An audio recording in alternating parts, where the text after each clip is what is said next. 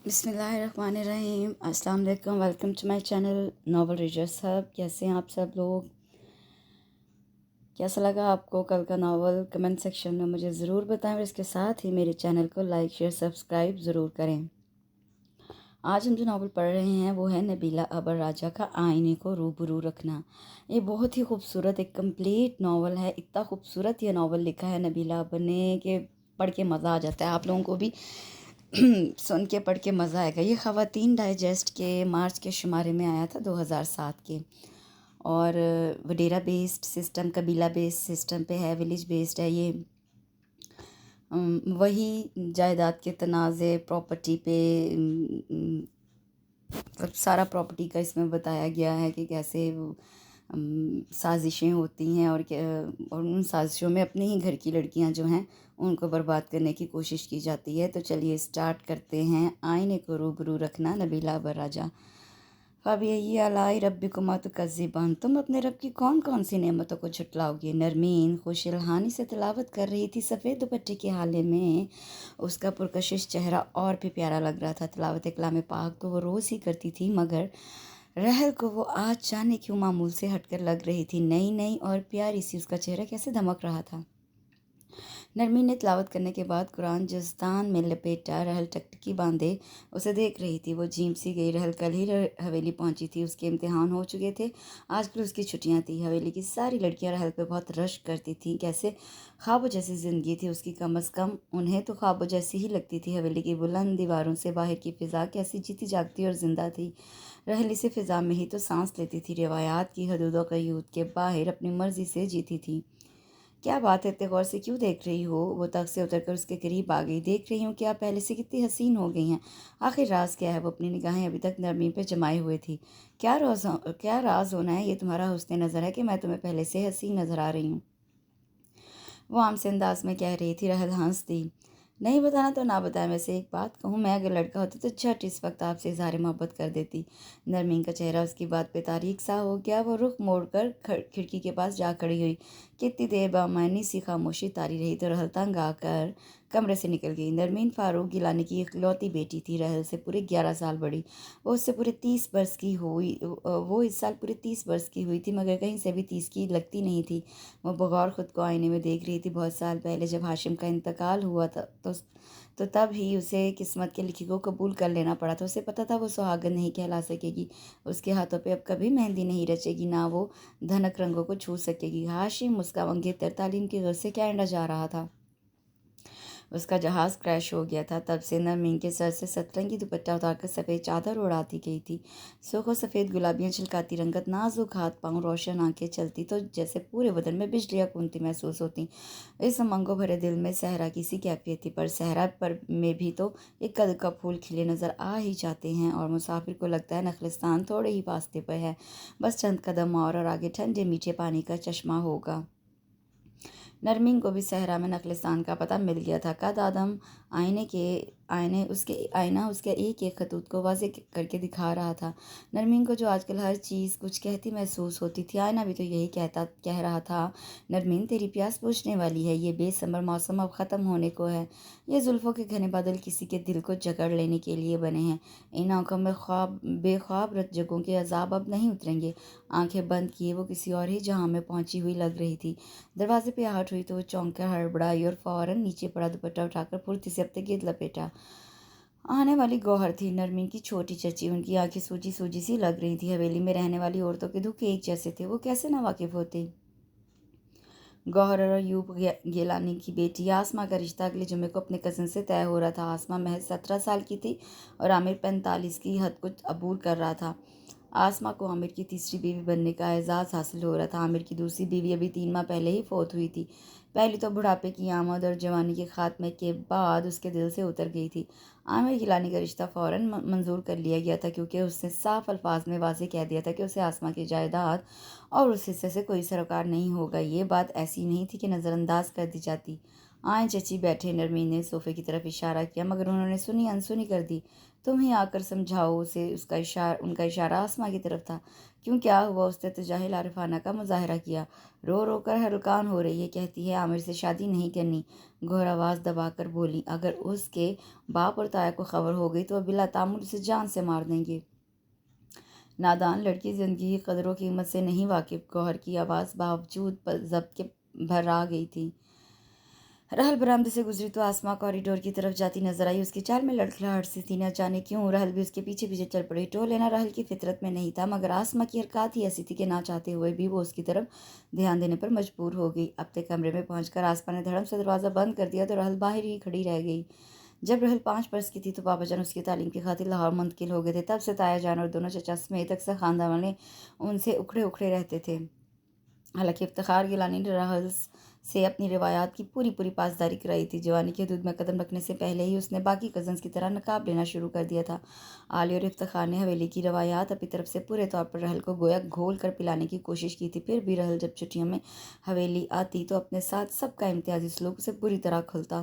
تایا اور دونوں چچاؤں کا سلوک اور رویہ اس پہ سرد ہوتا، تمام کزنز بھی اس سے دور دور رہتی۔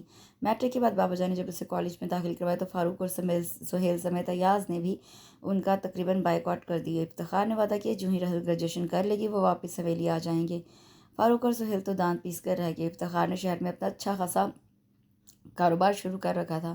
عالیہ افتخار کی بیوی اپنے والدین کی اکلوتی اولاد تھی۔ کروڑوں کی جائیداد انہیں وراثت میں ملی تھی۔ وہ اس کے علاوہ 2 شوگر ملز کے بھی مالک تھیں، اس لیے بھی فاروق اور سہیل کچھ کر نہ پاتے تھے۔ حویلی کی کسی بھی لڑکی نے سوائے رحل کے کالج یونیورسٹی کی شکل تک نہیں دیکھی تھی۔ گاؤں میں مڈل تک اسکول تھا، ساری کزنز نے وہیں سے پڑھا تھا۔ اعلیٰ تعلیم کے دروازے ان کے لیے بند تھے۔ لڑکوں پہ ایسی کوئی پابندی نہیں تھی، سارے کے سارے شہر کے اعلیٰ تعلیمی اداروں میں پڑھ رہے تھے۔ فاروق کو اپنی نسلی روایات اور عادات پر فخر تھا۔ ان کی بات پتھر پہ لکیر تھی، جو کہہ دیتے ہو کر رہتا۔ ان کے ہاں خاندان سے باہر شادی کرنے کا قطعی رواج نہ تھا، مگر یہ حکم صرف لڑکیوں عورتوں کے لیے تھا۔ اگر ان کے جوڑ کے لڑکے خاندان میں ہوتے تو ٹھیک، ورنہ دوسری صورت میں حویلی کی بلند دیواروں کے پیچھے ہی وہ گھٹ گھٹ کر زندگی کے دن پورے کرتی۔ خاندان میں شادی کی صورت میں جائیداد کے حصے بکھرے ہونے سے بچ جاتے، زمینوں و جائیدادوں کے دم سے ہی تو ان کی عزت تھی۔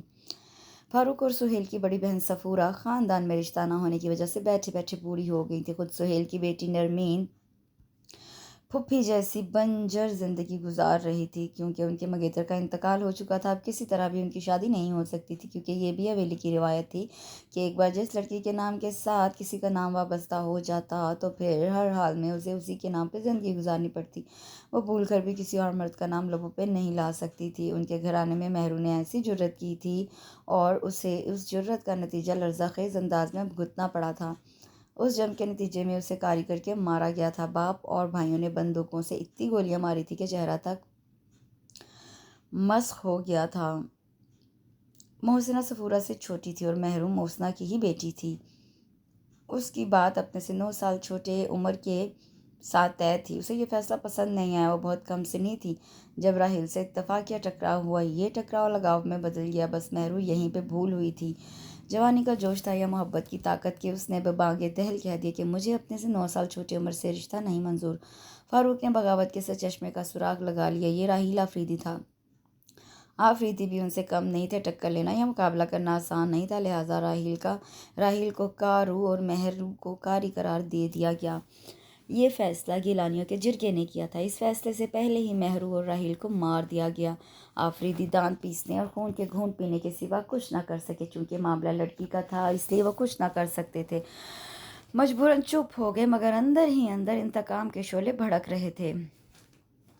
عالی اور افتخار فاروق کے سامنے متفکر انداز میں بیٹھے ہوئے تھے، پاس ہی سہیل ایاز اور ان کی بیویاں بھی تھیں۔ فاروق کی آنکھوں میں رعونت اور غصہ محسوس کیا جا سکتا تھا۔ تم نے اپنی مرضی کر لی، سارے خاندان سے ٹکر لے کر اپنی بیٹی کو پڑھایا، گاؤں سے شہر میں جا بسے، بے غیرتی کی زندگی کو اوڑھنا بچھونا بنا لیا، ہم پھر بھی چپ رہے۔ بھائی جان، میں نے کون سی بے غیرتی کی ہے؟ افتخار غصے سے بل کھا کے رہ گئے۔ خود عالیہ کی یہی کیفیت تھی۔ میں تفصیل میں نہیں جانا چاہتا، بس یہ کہنا چاہتا ہوں کہ تم اب حویلی آ جاؤ، تمہاری بیٹی جوان ہو گئی ہے، میں اس کے فرض سے جلد فارغ ہونا چاہتا ہوں، بلکہ میرا خیال ہے آسماں کے ساتھ اس کا رشتہ بھی طے کر دیا جائے۔ فاروق مضبوط لہجے میں کہہ رہے تھے، ان کے حکم سے کسی کو بھی ستابی کی جرت نہیں تھی۔ आलिया और इफ्तिखार दोनों एक दूसरे को देख कर रह गए। उससे जितना पढ़ना था पढ़ लिया, काफ़ी है, अब बाकी लड़कियों की तरह अपना घर संभालेगी। ये कहकर वो उठ खड़े हुए। आहिस्ता आहिस्ता बाकियों ने भी उनकी तकलीद की और एक एक करके कमरे से निकलने लगे। नींद इफ्तिखार की आंखों से कोसों दूर थी। खुद आलिया बेचैनी से करवटें बदल रही थी। फारूक गिलानी की बातों ने उनका सुकून लूट लिया था। इस तूफान के आने का अंदाज़ा तो उन्हें बहुत पहले से ही था, मगर जब उस तूफान ने उनके घर का रुख किया तो बचाव की सूरत नज़र ही नहीं आ रही थी। इफ्तिखार रहल के बेहतर और रोशन मुस्तकबिल की खातिर ही शहर में मुंतकिल हुए थे। हवेली के काले कानून उन्हें कतई उन्हें नहीं पसंद थे। बहुत सारी बातों में उन्हें अपने भाइयों से इख्तिलाफ भी था, पर उन्होंने खुलकर बोलने की जुर्रत नहीं की थी। वो नहीं चाहते थे रहल का मुकद्दर भी दीगर लड़कियों की तरह स्याह हो। उन्हें ज़मीन और जायदाद से ज़्यादा रहल की खुशियाँ अजीज़ थीं। आलिया सन्नाटे को उनकी मुतफक्कर आवाज़ ने तोड़ा। जी। आलिया उठकर बैठ गई। भाईजान की बातें सुनी हैं? हाँ, वो मुख्तसरन कहकर चुप हो गए। मुझे रहल दुनिया की हर चीज़ से बढ़कर अजीज़ है। उसके लिए मैं ज़िंदगी तक कुर्बान कर सकता हूँ। मेरी बेटी बहुत हसास है, दुनिया के मकरूफ़ फरेब का उसे पता ही नहीं है। मैं नहीं चाहता वो नमीन जैसी मजबूर ज़िंदगी गुजारे या फिर महरू जैसे भयानक अंजाम से दो चार हो। मुझे तो आसमां की तबाही ही नज़र आ रही है। अपने भाइयों की संग दिली और खुदगर्जी पे हैरत होती है। शिद्दत जज्बात से उनकी आवाज़ भर आ गई। इफ्तिखार, कल ही लाहौर चलते हैं, वहाँ इस मसले का हल सोचेंगे। आप किस तरह सुहेल और फारूक भाई को कायल करेंगे? अगर कोई रिश्ता अच्छा रिश्ता हुआ तो दोनों मिलकर सोचेंगे। अब अपनी हवेली में सिवाय यासिर के कौन रह गया है, और जो है उनसे तुम भी वाकिफ हो। वो किसी तरह भी हमारी रहल के लायक नहीं। इफ्तिखार आवाज़ दबाकर बोल रहे थे। यासिर इफ्तिखार के कज़न का बेटा था। पैदाइशी अब नॉर्मल था, जिस्म तो बढ़ गया मगर दिमाग बच्चों वाला था। इफ्तिखार आप ठीक कहते हैं, फिर रहल शुरू से ही इन हंगामों से दूर रही है। उसे इन साजिशों के बारे में पता ही नहीं है जिनके ताने बाने हवेली में बैठकर बुने जाते हैं। मुझे फिक्र की वजह से नींद ही नहीं आ रही है, जाने अब क्या होगा। चलो, अल्लाह बेहतर करेगा। सुबह उठकर निकलने की तैयारी करते हैं। इफ्तिखार ने लाइट बंद कर दी। आंखें बंद किए अभी वो अब भी फारूक गिलानी की बातों के बारे में सोच रहे थे। इत्तेखार जो सुबह लाहौर जाने की तैयारियों में थे। फारूक गिलानी ने उन्हें जुमा तक और आमिर गिलानी के रिश्तों के सिलसिले में होने वाली रस्मी तकरीब के लिए रोक लिया था। वैसे भी सिर्फ 2 दिन की बात थी। जनान खाने में चहल पहल सी थी। लड़कियां कपड़े मुंतखब कर रही थी, खुद रहल भी पुरजोश हो रही थी, मगर आसमां की अफसरदा कैफियत और खामोशी उसकी समझ से बालातर थी। उसने सुर्ख रंग का सूट बनाया था, बड़ा स्टाइलिश और नफीस सा काम था। उस पर वो कपड़े उठाए आसमां के कमरे में चली आई ताकि उसकी राय ले सके। आसमां आंखों पे हाथ रखे सीधी लेटी हुई थी। आसमां, ये देखो मेरा सूट। उसने उसे तकरीबन झंझोड़ कर उठाया। प्यारा है, वो हमसे लहजे में बोली। यार, परसों मंगनी की तकरीब को निकाह की तकरीब में बदलने की तैयारियां हो रही हैं, इसलिए मैंने प्योर रेड सूट बनवाया है। मुझे अभी अभी पता चला कि परसों निकाह होगा।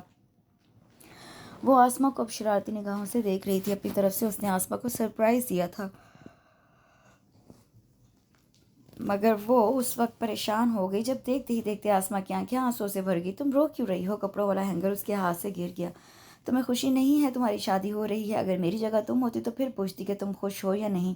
मेरी ज़िंदगी में अब कभी खुशी का कोई गुजर नहीं होगा। ताज़ा हवा के सारे रास्ते बंद करके पूछते हो सांस कैसे ले रहे हो?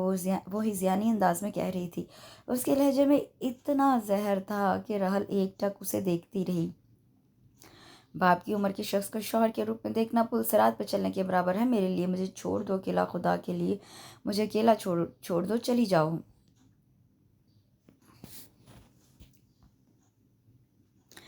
उसने रहल को जोर से धक्का दिया। संभलने की कोशिश में उसका सर दरवाजे से जा टकरा और चंद सानी के लिए आंखों के आगे तुरमुरे नाचने लगे। आसमा चेहरा हाथों में छुपाए रो रही थी।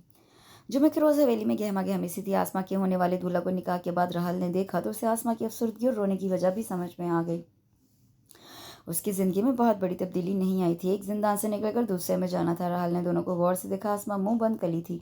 चढ़ती नदी की मानिंद पुरशोर उसकी उठान गजब की थी। गिलानी की शख्सियत आसमा के सामने दबी दबी सी लग रही थी। रंगत सुरख सफ़ेद और फाबे माइल जिस्म के साथ खड़े खड़े नकूश आसमा के लिए कुछ ऐसे भी काबिल कबूल नहीं थे। रहल इस सरासर बेजोड़ शादी के बारे में सोच रही थी। निकाह के बाद खाना हुआ तो रुख्सती की तैयारी शुरू हो गई।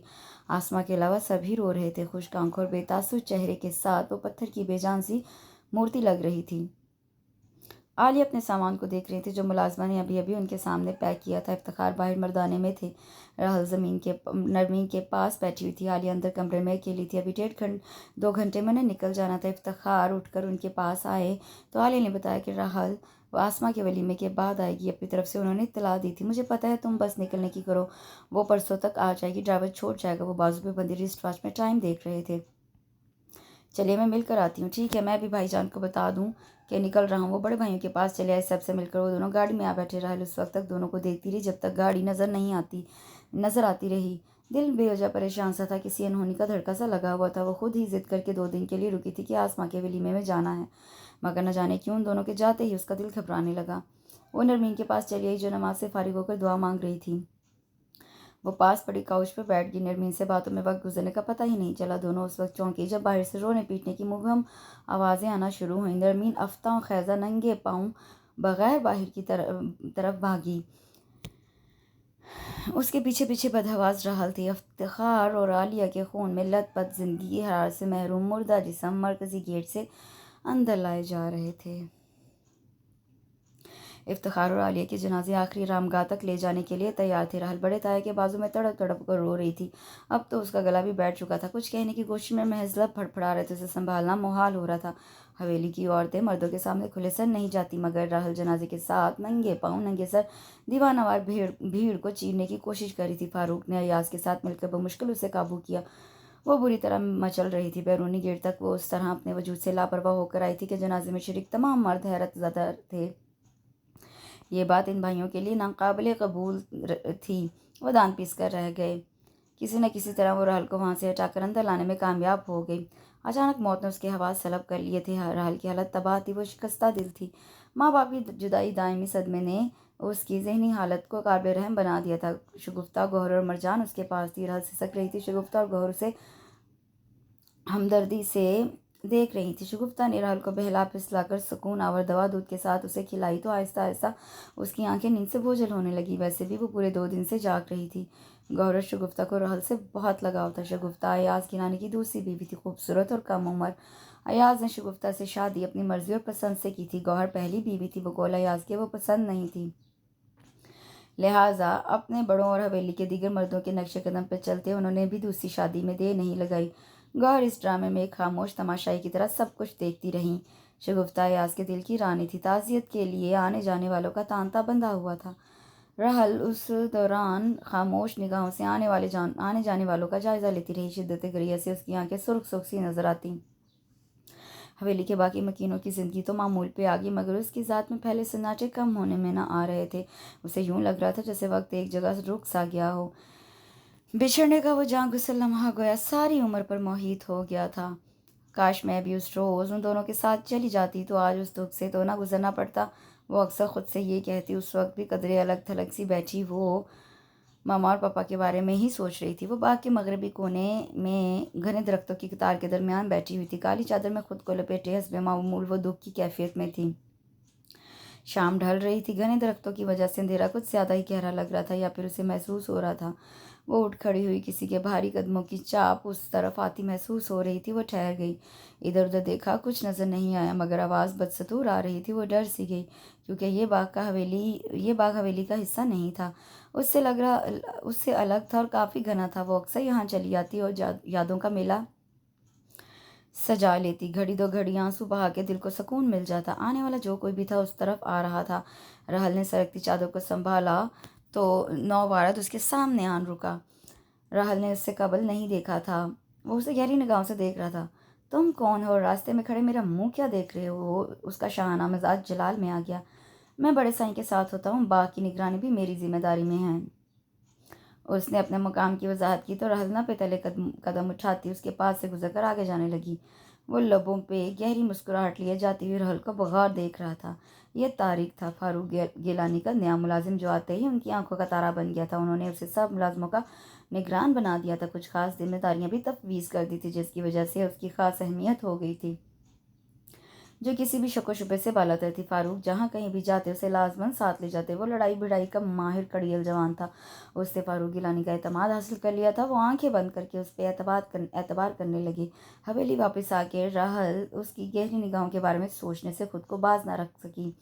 وہ ملازم تھا، مگر اس کے دیکھنے کا انداز ہرگز ملازموں جیسا نہ تھا۔ حویلی کے نوکروں کی اتنی جرأت ہرگز نہیں ہو سکتی تھی کہ وہ مالکوں کی آنکھوں میں آنکھیں ڈال کر دیکھتے۔ شاید کسی غلط فہمی کا شکار ہوا ہوگا، اس لیے تو غور سے سوالیہ انداز میں دیکھ رہا تھا۔ اس نے خود کو یقین دلایا डेढ़ माह के बाद वो शहर अपने घर आई तो एक एक चीज़ को छू छू के देखा, सब कुछ वैसा ही तो था जैसा वो छोड़ कर गई थी। सिर्फ मम्मा और पापा ही तो नहीं थे। उसके दिल में हुक सी उठी।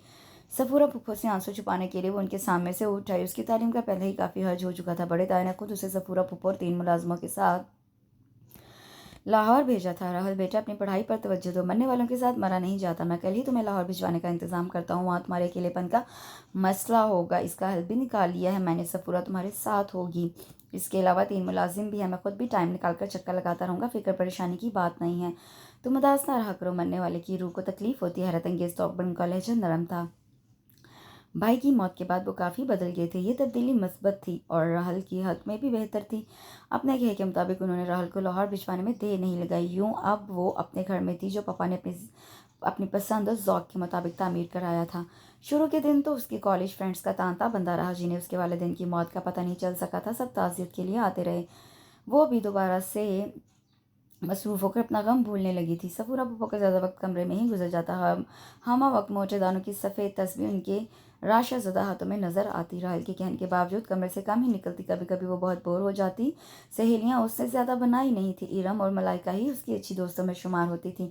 बाकी किसी के साथ ज़्यादा राहो रस्म उसने बढ़ाई ही नहीं थी। इरम और मलाइका आती रहती थी, वो कम ही जाती थी, क्योंकि पापा को उसका कहीं भी ज़्यादा आना जाना पसंद नहीं था। सो वो सख्ती से उस पर अमल पैरा थी।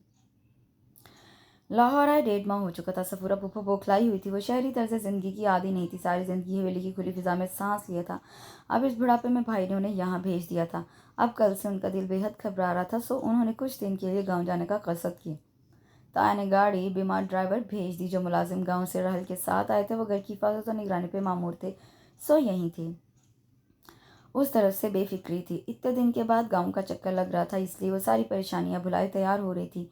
सफूरा बरकत को घर के बारे में हिदायत दे रही थी। तैयार होने के बाद राहुल ने काली चादर को अच्छी तरह अपने गिर्द लपेटा। सफूरा अंदर थी। शायद ड्राइवर जो फारूक गिलानी ने भेजा था उन दोनों के इंतजार में था। वो छोटे छोटे कदम उठाती गाड़ी के करीब आई। आहट पे तारिक ने सिगरेट फेंक कर पीठ मोड़ी। रहल का सभी वो शादाब चेहरा उसकी निगाहों की गिरफ्त में था। उसने पिछला दरवाज़ा खोल दिया। वो उसे यहाँ देख के कदरे हैरान सी हुई। उसके देखने के अंदाज की वजह से उसे याद रह गया था। उसके बैठने के बाद वो खुद भी अगली सीट पे घूम के आ बैठा। सफूरा पुप्पो अभी भी अंदर थी। राहुल अंदरूनी दरवाजे पे निगाहें जमाए बैठी थी, जहाँ से सफूरा पुप्पो को आना था। उसे खुद से बेखबर देख कर तारिक बगौर उसका जायज़ा ले रहा था। सफूरा पुप्पो अंदर से बरामद हुई तो राहुल ने सुकून का सांस लिया। कैसे हो तारिक पुत्र? वो उन्हें आता देखकर गाड़ी से उतर आया था। अब वो उसे हाल अहवाल पूछ रही थी। मैं ठीक हूँ, दुआएं हैं आपकी। वो मुअद्दब सा खड़ा। सफूरा ने उसके सर पे हाथ फेरा, जो जाहिर कर रहा था कि तारिक नामी ये शख्स आम सा नौकर नहीं है। गाड़ी चल पड़ी थी। सफूरा सब के बारे में दरियाफ्त कर रही थी। वो आज इतने दिनों बाद खुल के बोल रही थी, जिसपे रहल अंदर ही अंदर खासी हैरान भी हुई। रहल को देख के नरमीन के चेहरे पे खुशी सी जागी। उसने उसे लिपटा लिया था। इतने दिन के बाद आई हो, रात को देर तक जागेंगे और ढेर सारी बातें करेंगे। वो इसे प्रोग्राम से मुतला करने लगी। रहल की सारी थकन उतर गई। सुनो, आसमा भी आई हुई है। कब आई? परसों से आई है। खुश है क्या? खुद पूछ लेना। कहाँ है? अपने कमरे में है। नरमीन उसके तेज तेज सवाल करने पे हंसती। मैं उससे मिलने जा रही हूँ। धीरज धीरज, अभी अभी तो आई हो, फ्रेश तो हो लो। उसे बहुत देख रही थी। नहीं, पहले इससे मिल लूँ, फिर बाकी बाद में। वो उजलत में नज़र आ रही थी। ठीक है, मैं भी तब तक नमाज़ पढ़ लूँ, फारिग होकर तुम दोनों के पास आती हूँ। नरमीन ने नमाज के लिए नियत बांध ली। आसमां बाहर बैठी हुई थी। उसे देखकर रस्मी से मुस्कुराहट लबों पे सजा ली। कैसी हो आसमां? वो मोहब्बत से उसके हाथ थामते हुए बोली। I miss you. मैंने तुम सबको बहुत याद किया, ख़ास तौर पर तुमको। तुम सुनाओ, ठीक हो ना? क्या हाल चाल है? बस वैसा ही हाल है जैसे फांसी पाने वाले मुजरिम का होता है। पल पल मौत के इंतज़ार में लाखों बार जीना और मरना पड़ता है। उसके लहजे में कुछ ऐसी बात ज़रूर थी जिसने रहल को अंदर तक हिला दिया। आसमां के अंदर कितनी तलखी आ गई थी उसकी हमा वक्त हंसती आंखों में। अब कब साहिल को रे लेता हुआ महसूस हो रहा था। नरमीन भी नमाज पढ़ने के बाद उनके पास आ गई थी। आओ बाकी तरफ चलते हैं, गपशप लगाएंगे, टहलेंगे। ये आइडिया नरमीन की तरफ से आया था। रहल तो फ़ौरन तैयार हो गई। अलबत्ता आसमां के कदम सुस्त सुस्त थे, मगर रहल उसे साथ ले ही आई थी। मौसम सरमा के रसीले फलों की महक यहाँ रची बसी साफ महसूस की जा सकती थी।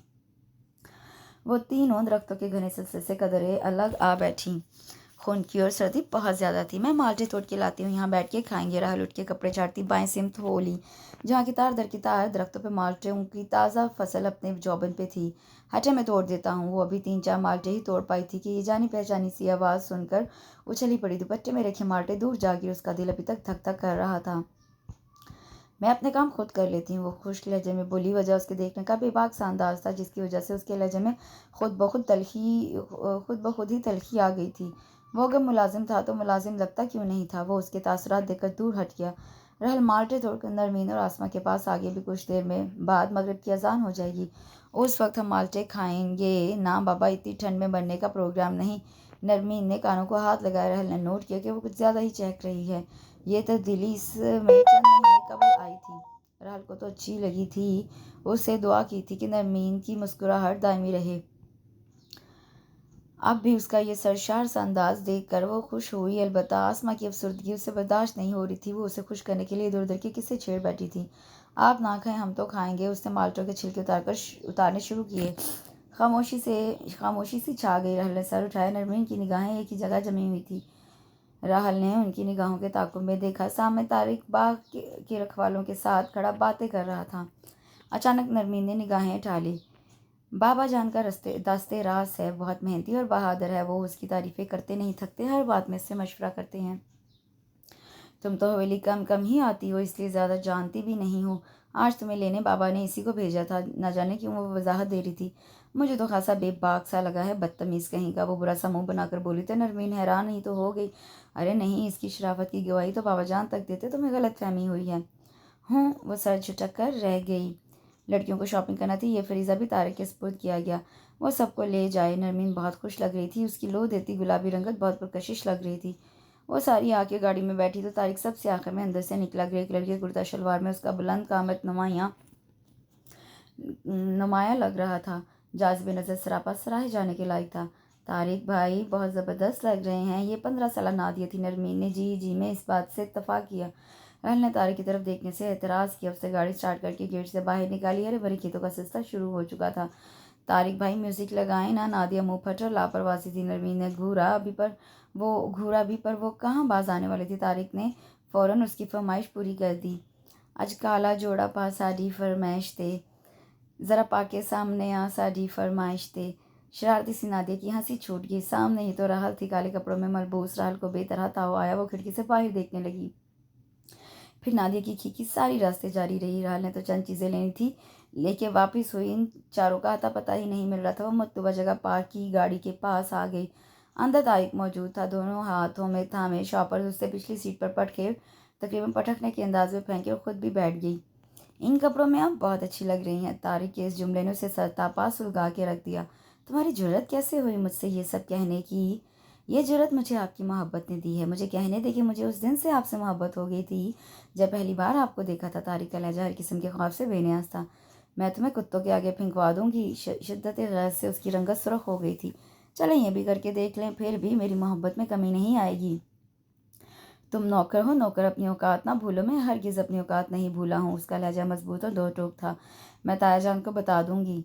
आपकी बात का यकीन कौन करेगा? हवेली की रवायात की वजह से सब आप पे ही शक करेंगे कि जवान और खूबसूरत लड़का देखकर लड़की से रहा नहीं गया। वो उसे आईना दिखा रहा था। राहल शर्म से कट के रह गई। वो हकीकत बयान कर रहा था। मैं तुम्हें देख लूँगी, देख लें अच्छी तरह। हर किसी चीज़ की कमी नहीं है। अच्छी खासी हसीनाएँ मरती हैं। उसके लहजे में शरारत थी। वो झंझला के रह गई। उसने शुक्र किया जब वो चारों वापस आई। वापसी के सफ़र में वो मामूल से ज़्यादा संजीदा था। सब नहीं इस तब्दीली को महसूस किया, ख़ासतौर पर नरमीन ने। राहल तो सर दर्द का बहाना बनाकर कमरे में आ गई। वो तारिक के निडर रवैये के बारे में जितना सोचती उतना उलझती जा रही थी।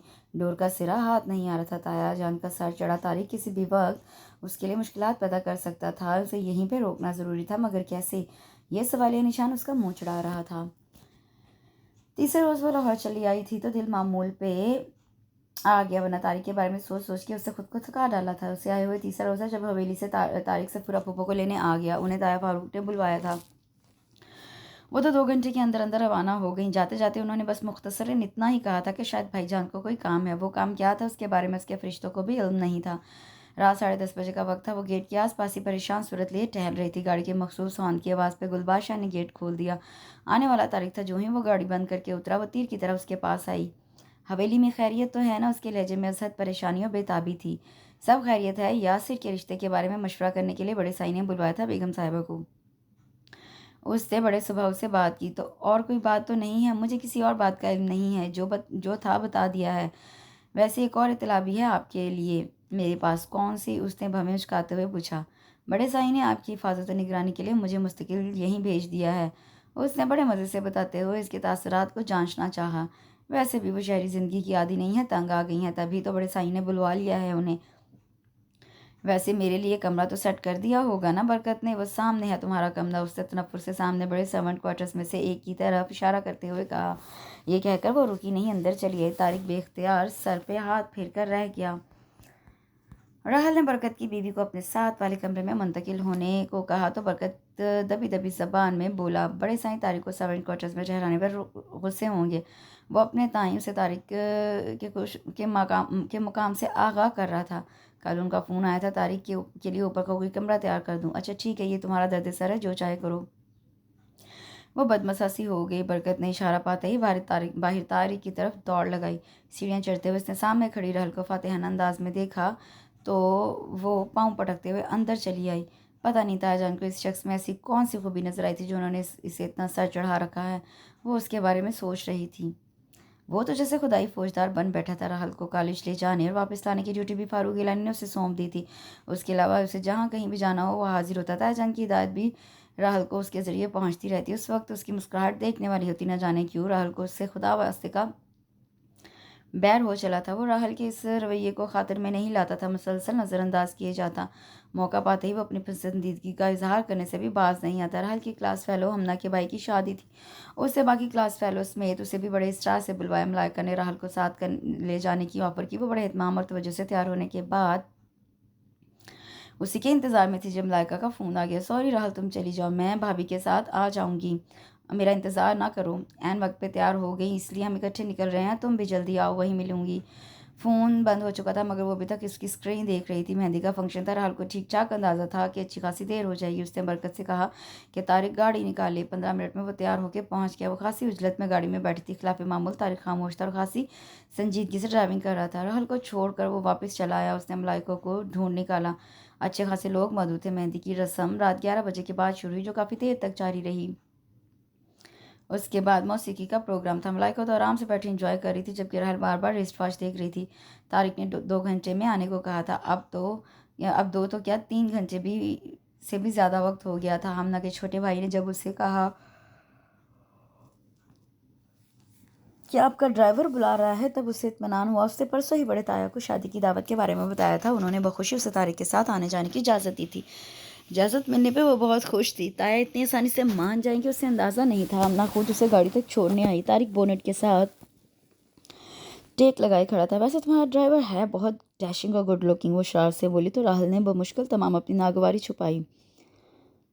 طارق نے ہونٹوں میں دبے سگریٹ سے ایک لمبا کش لیا اب کی بار اس نے بڑے غور سے راحل کے سراپے کا جائزہ لیا تھا۔ بے اختیار ہی اس نے اپنی چادر کو دوبارہ درست کیا۔ طارق نے ایک ٹھنڈی سانس لی۔ گاڑی میں احمد جہاں زیب دھیمے سروں میں نغمہ سرا تھا، تمہارے ہیں کہو ایک دن۔ مجھے بہت اچھی لگتی ہیں آپ، بے بس پاتا ہوں خود کو اس بارے میں۔ اس کے لہجے سے سچائی جھانک رہی تھی۔ زمین اور آسمان کا ملن نہیں ہو سکتا، بڑے سائیں نے مجھے خاص مقام دیا ہے، اپنے برابر بٹھاتے ہیں، پر وہ قصداً چپ ہو گیا۔ وہ جو آرام سے پچھلی نشست پر نیم دراز تھی تن کر بیٹھ گئی۔ تم جیسے انسان کے منہ لگنا میں اپنی توہین تصور کرتی ہوں، ورنہ تمہیں سیدھے کرنا میرے لیے پرابلم نہیں۔ اگر تمہارا ایک بھی لفظ حویلی کے کسی فرد کے کانوں میں پڑ گیا تو تمہاری سانسوں کی ڈور ٹوٹ جائے گی۔ وہ چٹک گئی۔ اچانک ہی اس نے پورا والیوم کھول دیا اور گاڑی کی رفتار بھی یکدم بڑھا دی۔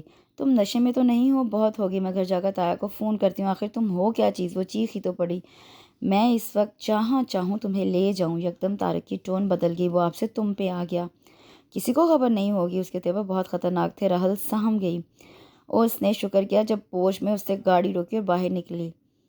اس گستاخی کے لیے معذرت خواہ ہوں۔ وہ لمبے لمبے ڈگ بھرتا آگے نکل گیا۔ ادھر راحل کی دھڑکن ابھی تک اتھل پتھل سی تھی۔ صبح تایا فاروق کو سامنے پا کر وہ حیران رہ گئی۔ پتر چلنے کی تیاری کرو، میں تمہیں لینے آیا ہوں۔ پوچھنے کی جرات نہ کر سکی کہ کیوں، حکم سے سرتابی کی مجال نہیں تھی۔ واپسی کے سفر میں تایا فاروق اور ان کے ساتھ طارق بھی تھا۔ حویلی کی فضا پر اسرار سی خاموشی طاری تھی جو شاید کسی طوفان کا پیش خیمہ تھی۔ نرمین سے کسی معلومات کی امید تھی مگر وہ بھی خاموش تھی۔ رات کھانے کے بعد تایا فاروق نے بات کا آغاز کیا۔ بیٹی رحل، مجھے یہ بات تم سے کرنی تو نہیں چاہیے مگر افتخار کے بعد میں ہی تمہارا سرپرست ہوں، اس لیے تمہاری بھلائی برائی کے بارے میں سوچنا میرا فرض ہے۔ بات کرتے کرتے انہوں نے سب کے چہروں کا جائزہ لیا، پھر مطمئن ہو کر ٹوٹا سلسلہ وہیں سے جڑا۔ میں چاہتا ہوں اپنی بیٹی کے فرض سے سبکدوش ہو جاؤں، کیونکہ تم اس لائق ہو گئی ہو، اس لیے میں نے آج تک حویلی کی کسی عورت سے اس موضوع پر رائے نہیں لی۔ جہاں جی چاہا شادی طے کر دی۔ آسما کی مثال تمہارے سامنے، مگر افتخار کی موت کے بعد اس کی روح کے آگے شرمندہ نہیں ہونا چاہتا، اس لیے تمہیں بلوایا ہے۔ میں تمہارے امتحانات کے بعد اس ذمہ داری سے عہدہ برآ ہونا چاہتا ہوں۔ یہ سن کر رحل نروس ہو رہی تھی۔ باقی باتیں تمہاری تائی تمہیں بتائیں گی۔ وہ باوقار انداز میں نپے تلے قدم اٹھاتے ڈائننگ ہال سے نکل گئے۔ ان کے پیچھے پیچھے سہیل اور ایاز بھی تھے۔ اب شگفتہ، گوہر اور بڑی تائی کے سامنے نرمین ہی تھی۔ لڑکے بھی چلے گئے تھے۔ بڑی تائی نے پرسوچ نگاہوں سے رحل کے جھکے سر کا جائزہ لیا۔ تمہارے تایا سمیت سب کا متفقہ فیصلہ ہے کہ یاسر کے ساتھ تمہاری شادی کی جائے۔ رحل کا جھکا سر اٹھ گیا۔ اضطراری کی کیفیت اس کے ہر انداز سے عیاں تھی۔ اچھی طرح سوچ لینا، ابھی 4 ماہ ہیں تمہارے پاس، پھر جو فیصلہ بھی ہوگا آگاہ کر دینا۔ تائی کے چہرے پہ عجیب سی مسکراہٹ تھی۔ یہ بات یاد رکھنا، گیلانیوں کی بیٹیاں باہر نہیں جاتی، اگر خاندان میں جوڑ نہ ہو تو وہ ایسے ہی عمر گزار دیتی ہیں۔ رحل تھکے تھکے قدموں سے چلتی اپنے کمرے میں چلی آئی۔ نرمین اور شگفتہ بھی آ گئیں۔ وہ دونوں اس سے نگاہیں ملانے سے کترا رہی تھیں اور اس کے بعد کے انتظار میں تھی کہ وہ کچھ بولے، مگر رحل لبوں پہ خاموشی کا کفل لگائے بیٹھی ہوئی تھی۔ ان کے جانے کے بعد وہ پھوٹ پھوٹ کر روئی تھی۔ بھلا اب نارمل یاسر اور اس کا کیا جوڑ؟ وہ پیدائشی طور پر اس محرومی سمیت دنیا میں آیا تھا۔ ہمہ وقت منہ میں رال بہتی اور آنکھیں وحشت انداز میں پھیلی رہتی۔ یاسر افتخار کے کزن کا بیٹا تھا۔ اس کے علاج پہ کافی روپیہ پیسہ خرچ ہوا، مگر اب تو ڈاکٹرز نے بھی جواب دے دیا تھا کہ اس کی حالت میں تبدیلی لانا ناممکن ہے۔ اب اسی یاسر کی شادی رحل کے ساتھ کی جا رہی تھی۔ کیا دنیا کے سارے مرد مر گئے ہیں جو میں یاسر کی شکل میں مجبوری کا طوق گلے میں ڈالوں؟ میں ایسا ہرگز نہیں کروں گی۔ کسی کو اپنے ساتھ یہ ظلم اور زبردستی نہیں کرنے دوں گی۔ بغاوت کی ایک لہر اس کے اندر سے اٹھی تھی۔ موسم اپنے تیور بدل رہا تھا۔ خنکی کی جگہ خوشگوار موسم نے لے لی تھی۔ رحل اور نرمین دونوں نے اکٹھے کھانا کھایا۔ نرمین تو کھانا کھانے کے بعد کمرے میں بند ہو گئی۔ رحل بے مقصد ادھر ادھر چکراتی رہی۔ حویلی کی تینوں بلکہ 4 بڑی خواتین قریبی گاؤں شادی میں گئی تھیں۔ وہ بوریت کے عالم میں باغ کی طرف نکل آئی۔ گھنے درختوں کے بیچ اسے کسی کی موجودگی کا احساس ہوا تھا۔ نہ جانے کون ہے۔ وہ تیز تیز قدم اٹھاتی اس طرف آئی تو وہاں کوئی نہیں تھا۔ وہ اپنے چاروں طرف نگاہ دوڑا رہی تھی جب پیچھے آہٹ کی آواز سن کر اچھل پڑی۔ وہ طارق تھا۔ اس کی تیوریاں چڑھ گئیں۔ بلیک کلر کی ٹی شرٹ اور بلو جینس میں ملبوس وہ اس وقت بھلا یہاں کیا کر رہا تھا؟ یہی سوال اس کے لبوں پہ آ گیا۔ آپ سے ملاقات کے انتظار میں تھا۔ اس کی مسکراہٹ دل جلانے والی تھی۔ یہ کہہ کر وہ وہاں رکا نہیں۔ وہ پرسوچ نظروں سے اس کے دور ہوتے سراپے کو دیکھ رہی تھی۔ ذہن میں اچانک ہی یہ سوچ آئی تھی پر اس کے محور تک وہ پہنچ نہیں پائی تھی۔ اب وہ جلد از جلد حویلی جانا چاہتی تھی۔ فاروق گیلانی نے سوچنے کے لیے 4 ماہ کا وقت دیا تھا۔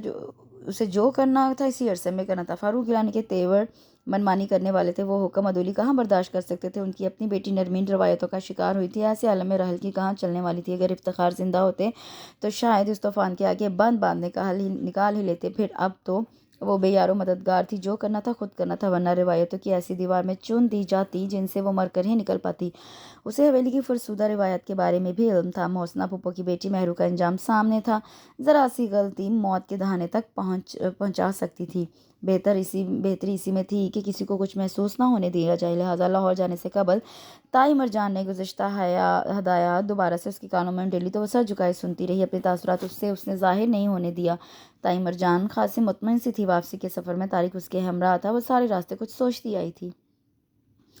طارق فون کر کے ہٹا تو رات کے 11 سے اوپر کا وقت ہو رہا تھا۔ دروازے پہ ہلکی سی دستک ہوئی۔ کھلا ہوا ہے، دروازہ اندر آ جاؤ۔ وہ سمجھا کہ برکت ہے، مگر رحل کو دیکھ کر اس کے ہاتھ سے جلتا سگریٹ چھوٹ کر نیچے جا گرا۔ اس کی حیرت بجا تھی۔ مجھے تمہاری مدد کی ضرورت ہے۔ مجھے نہیں پتا تم کون ہو، کس خاندان سے تعلق رکھتے ہو، مگر یہ پتا ہے کہ تم تایا جان کے بہت قریب ہو۔ میں تمہیں اتنا کچھ دے سکتی ہوں جس کا تصور تم نے کبھی خواب میں بھی نہیں کیا ہوگا۔ بولو میری مدد کرو گے؟ وہ ملتجی نگاہوں سے اسے دیکھ رہی تھی۔ آپ اتنی رات گئے کیوں میرے کمرے میں آئی ہیں؟ فوراً اٹھیں یہاں سے، میں صبح آپ سے بات کروں گا۔ طارق کا سلوک بے حد اہانہ تمیز تھا۔ رحل کے تو تلووں میں لگی اور سر پہ بجھی۔ وہ پیچو تاپ کھاتی 2 سیڑھیاں پھلانگتی نیچے اتری۔ اب اگر وہ رحل کے آفر کے بارے میں تایا جان کو بتا دیتا تو اس کی خیر نہیں تھی، اور اگر وہ یہ بھی بتا دیتا کہ وہ رات گئے اس کے کمرے میں آئی تھی تو تایا جان سمیت سارے مرد اس کی موت کا فتویٰ جاری کرنے میں 1 منٹ بھی دیر لگاتے۔ یہ کیا کر دیا میں نے، کتنی بڑی بیوقوفی کر دی، مگر اب تیر کمان سے نکل چکا تھا۔ اسے کمرے میں واپس آیا، آدھا گھنٹہ گزرا ہوگا کہ سیل فون بجنے لگا۔ اجنبی نمبر تھا، مگر جب اس نے آن کر کے کان سے لگایا تو طارق کی آواز پہچاننے میں اسے ذرا بھی دقت نہیں ہوئی۔ آپ کو جو بات کہنی ہے ابھی کہہ دیں، یا پھر گھر سے باہر کوئی جگہ منتخب کر کے مجھے بتا دیں، میں آ جاؤں گا۔ ٹھیک ہے، میں کل 2 بجے لبرٹی آؤں گی، میں پہنچ جاؤں گا، مگر لبرٹی آپ کو اکیلے آنا پڑے گا۔ میں آ جاؤں گی، تم وہاں ٹائم پہ آنا۔ ٹھیک ہے، طارق نے کہتے ہوئے فون بند کر دیا۔ سوچ کی پرچھائیوں نے اس کے چہرے کا احاطہ کیا ہوا تھا، نہ جانے اسے کیا کام آ پڑا تھا۔ نادان لڑکی یوں رات گئے اس کے کمرے میں آ کر اپنے پاؤں پہ آپ کو کلہاڑی مارنے چلی تھی۔ وہ سوچ رہا تھا، ادھر راحل قدرے مطمئن سی تھی۔ جس کا گلاس طارق کے سامنے پڑا گرم ہو گیا تھا، وہ پوری طرح اس کی طرف متوجہ ایک ایک لفظ سن رہا تھا۔ میں اتنی بڑی جائیداد کے اکیلے وارث ہوں، تایا جان یاسر کے ساتھ میری شادی کرنا چاہ رہے ہیں، میں ایسا نہیں ہونے دوں گی۔ میں فی الحال کمزور ہوں، البتہ حویلی کی فرسودہ روایت پر قربان نہیں ہو سکتی۔ آسمان نرمین آپی سمیت صفورہ پھوپھو کی زندگی میرے سامنے ہے۔ مجھے تو یوں لگتا ہے کہ اگر میں نے صاف صاف انکار کر دیا تو تایا جان کاری قرار دے کے مجھے قتل کرنے میں 1 منٹ کی بھی دیر نہیں لگائیں گے، کیونکہ یہ بات بھی مجھے حال میں ہی پتہ چلی ہے کہ جائیداد کی خاطر حویلی کی مجبور و بے بس عورتیں اس ظالمانہ رسم کا شکار ہوتی رہی ہیں۔ اب تم بتاؤ کیا کہتے ہو؟ میں راضی ہوں، مگر مجھے کیا فائدہ ہوگا؟ آخر میری جان بھی تو خطرے میں ہے۔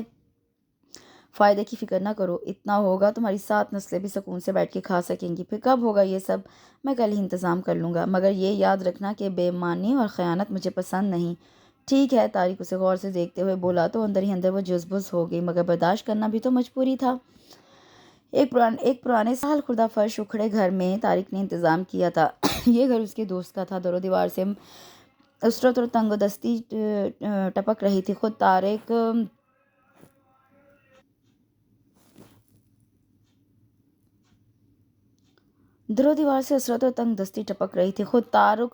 طارق عام سے کپڑوں میں ملبوس کسی طرح بھی آج کا مہمان خصوصی نہیں لگ رہا تھا۔ کامتے ہاتھوں سے اس نے دستخط کیے۔ اب طارق جائز و قانونی طور پہ اس کا شوہر بن چکا تھا۔ شادی اس کی زندگی کا اہم ترین واقعہ کتنی آسانی اور سادگی سے وقوع پذیر ہوا تھا۔ طارق جسے اس نے ایک حقیر ملازم سے زیادہ حیثیت نہیں تھی، آج وہی مالک بن بیٹھا۔ کل جب اس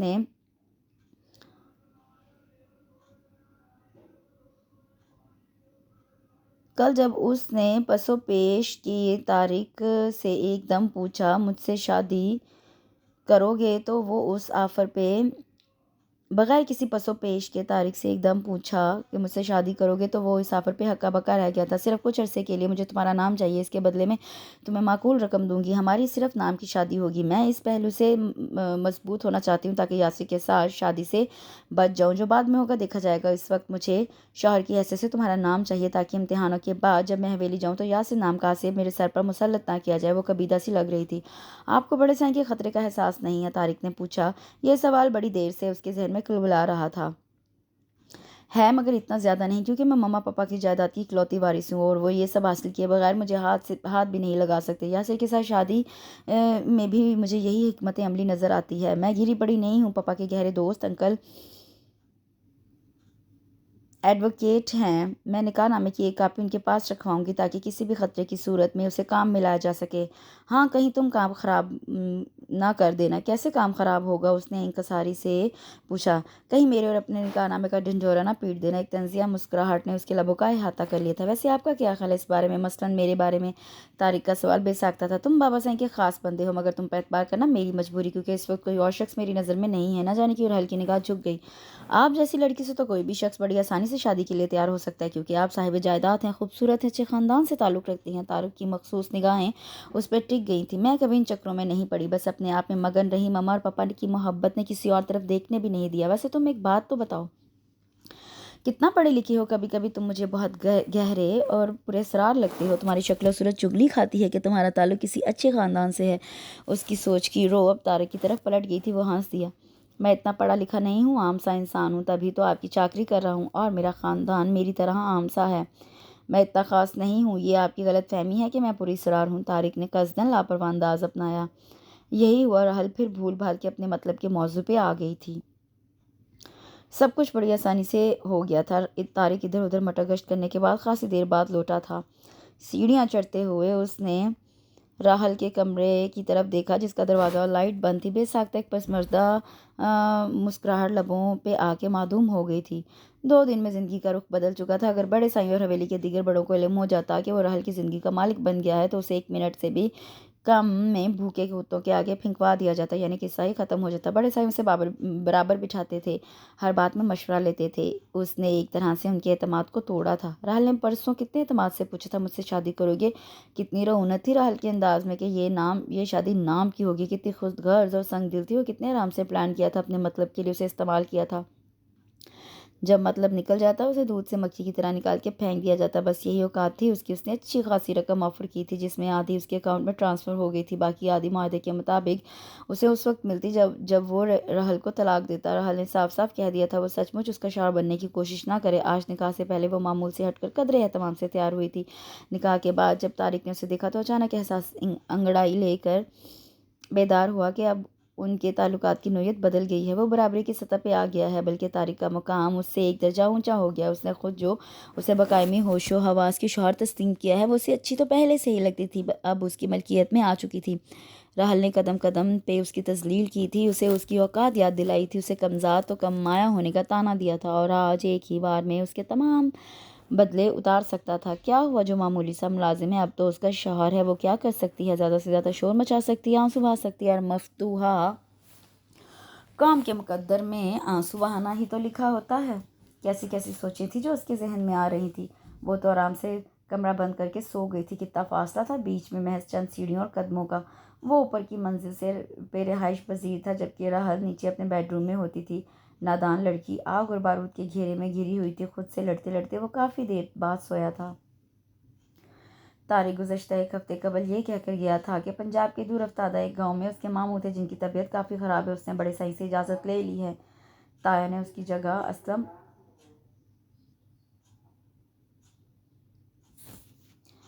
ताया ने उसकी जगह असलम और उसकी बीवी को राहल के पास छोड़ा हुआ था। वो खुद भी चक्कर लगा गए थे, उसे कोई परेशानी नहीं थी।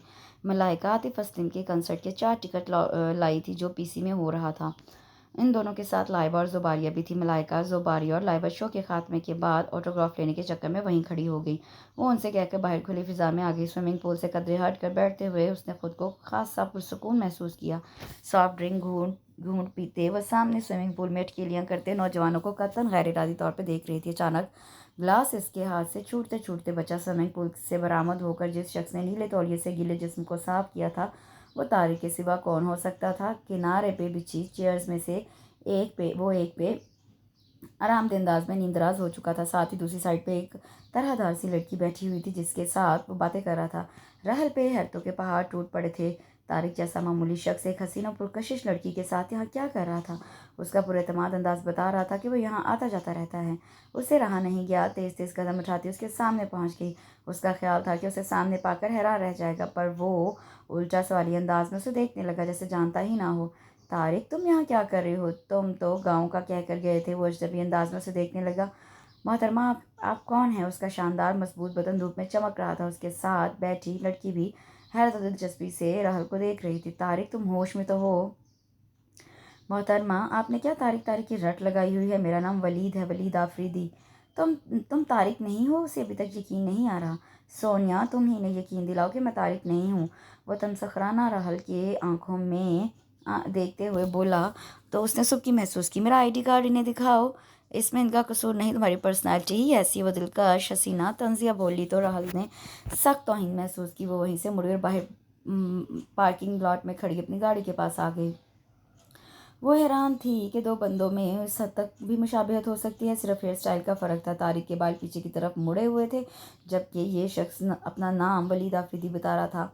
इसका हेयर स्टाइल जदीद फैशन के मुताबिक था। दोनों के जिस्म कसरती और मजबूत थे। वैसे ही नकूश तारिक उनका मुलाजिम और ये शख्स वलीद आफरीदी हाई जेंट्री का पवर्दा लग रहा था। उससे बाकी 3 दोस्तों से इस बारे में जिक्र नहीं किया। हालांकि मलाइका तारिक को देख चुकी थी। अपने निकाह के बारे में राहल ने उनके आगे ज़बान नहीं खोली। उस वक्त तारिक और वलीद की मुशाबहत के बारे में कुछ कहना एक नई बहस में पढ़ने के मुतरादिफ होता। वो शिद्दत से तारिक की आमद की मुंतज़िर थी। आज सुबह इतवार था। उसकी आंख 10 बजे के करीब खुली। वो अखबार लेकर सीधी लॉन में चली आई। वहाँ तारिक हल्की सी बनियान और ट्राउज़र में मलबूस एक्सरसाइज कर रहा था। वो बेताबी से अखबार फेंक कर उसके करीब आ खड़ी हुई। तो इतने रोज़ से कहाँ गायब थे? गाँव गया हुआ था। तुम्हारा हमशक्ल कोई भाई या रिश्तेदार है? अरे नहीं, खैरियत तो है, आप क्यों पूछ रही हैं? ऐसे ही। वो कुर्सी पर बैठ गई। वो बड़े गौर से तारिक को देख रही थी, बिल्कुल वैसे ही वजहत और मजबूत सरापा। اس کی پرسوچ نگاہیں وہ خود پر ٹکے محسوس کر چکا تھا۔ گردن گھما کے اسے دیکھا، کیا کچھ نہیں تھا طارق کی آنکھوں میں۔ کسی بے اختیار جذبے کی لو سے دہکتی آنکھیں اس کا تن من جلا گئیں۔ اسے یوں لگا اگر وہ یوں ہی تکتا رہا تو وہ موم کی طرح پگھل جائے گی۔ کیوں مجھے نظر لگانے کا ارادہ ہے؟ مان لیا بہت ہینڈسم ہوں۔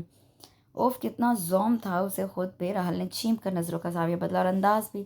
اب ایسی بھی بات نہیں، میں نے تمہارا ہم شکل ایک شخص دیکھا تھا، اس لیے تمہیں دیکھ دیکھ کے حیران ہو رہی تھی کہ دو بندوں میں اتنی زبردست مشابہت بھی ہو سکتی ہے۔ لگتا ہے بڑا اچھا لگا ہے۔ وہ آپ کو طارق اسے چھیڑنے کی جسارت کر بیٹھا تو وہ تب گئی، اپنی حد میں رہا کرو۔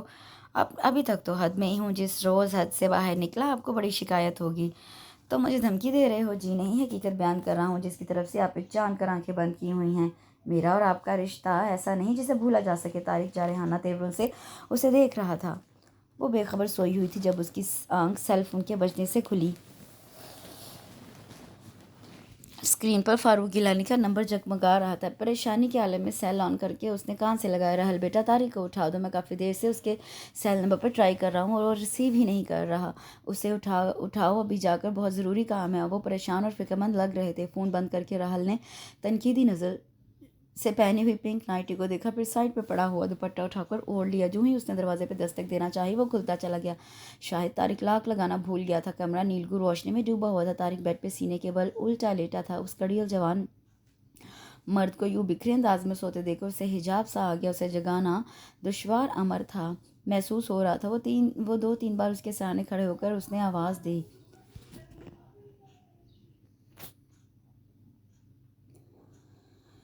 اس کے گزشتہ رویے کے پیش نظر راہل کو اب ڈر بھی لگ رہا تھا۔ اس نے ہچکچاہٹ کے عالم میں زور زور سے اس کے کندھے کو ہلا تو وہ سیدھا ہوا، مگر آنکھیں اب بھی بند تھیں۔ طارق، طارق اٹھو، اس نے پھر آواز دی، پر طارق کے وجود میں جنبش تک نہ ہوئی۔ راہل نے جھک کر جو ہی اس کے سینے پہ ہاتھ رکھا، طارق کے ہاتھ میں اس کی کلائی آ گئی۔ اس نے تڑپ کے پیچھے ہونا چاہا، پر بے سود طارق نے اسے زوردار انداز میں جھٹکا دیا۔ وہ اس کے پاس آ گری۔ سرخ نیند سے بوجھل آنکھیں اس کے چہرے کے بہت قریب تھیں۔ اتنی رات کو کیوں میرے کمرے میں آئی ہیں؟ میں اتنا خوبصورت خواب دیکھ رہا تھا، حقیقت میں تعبیر سامنے آ گئی۔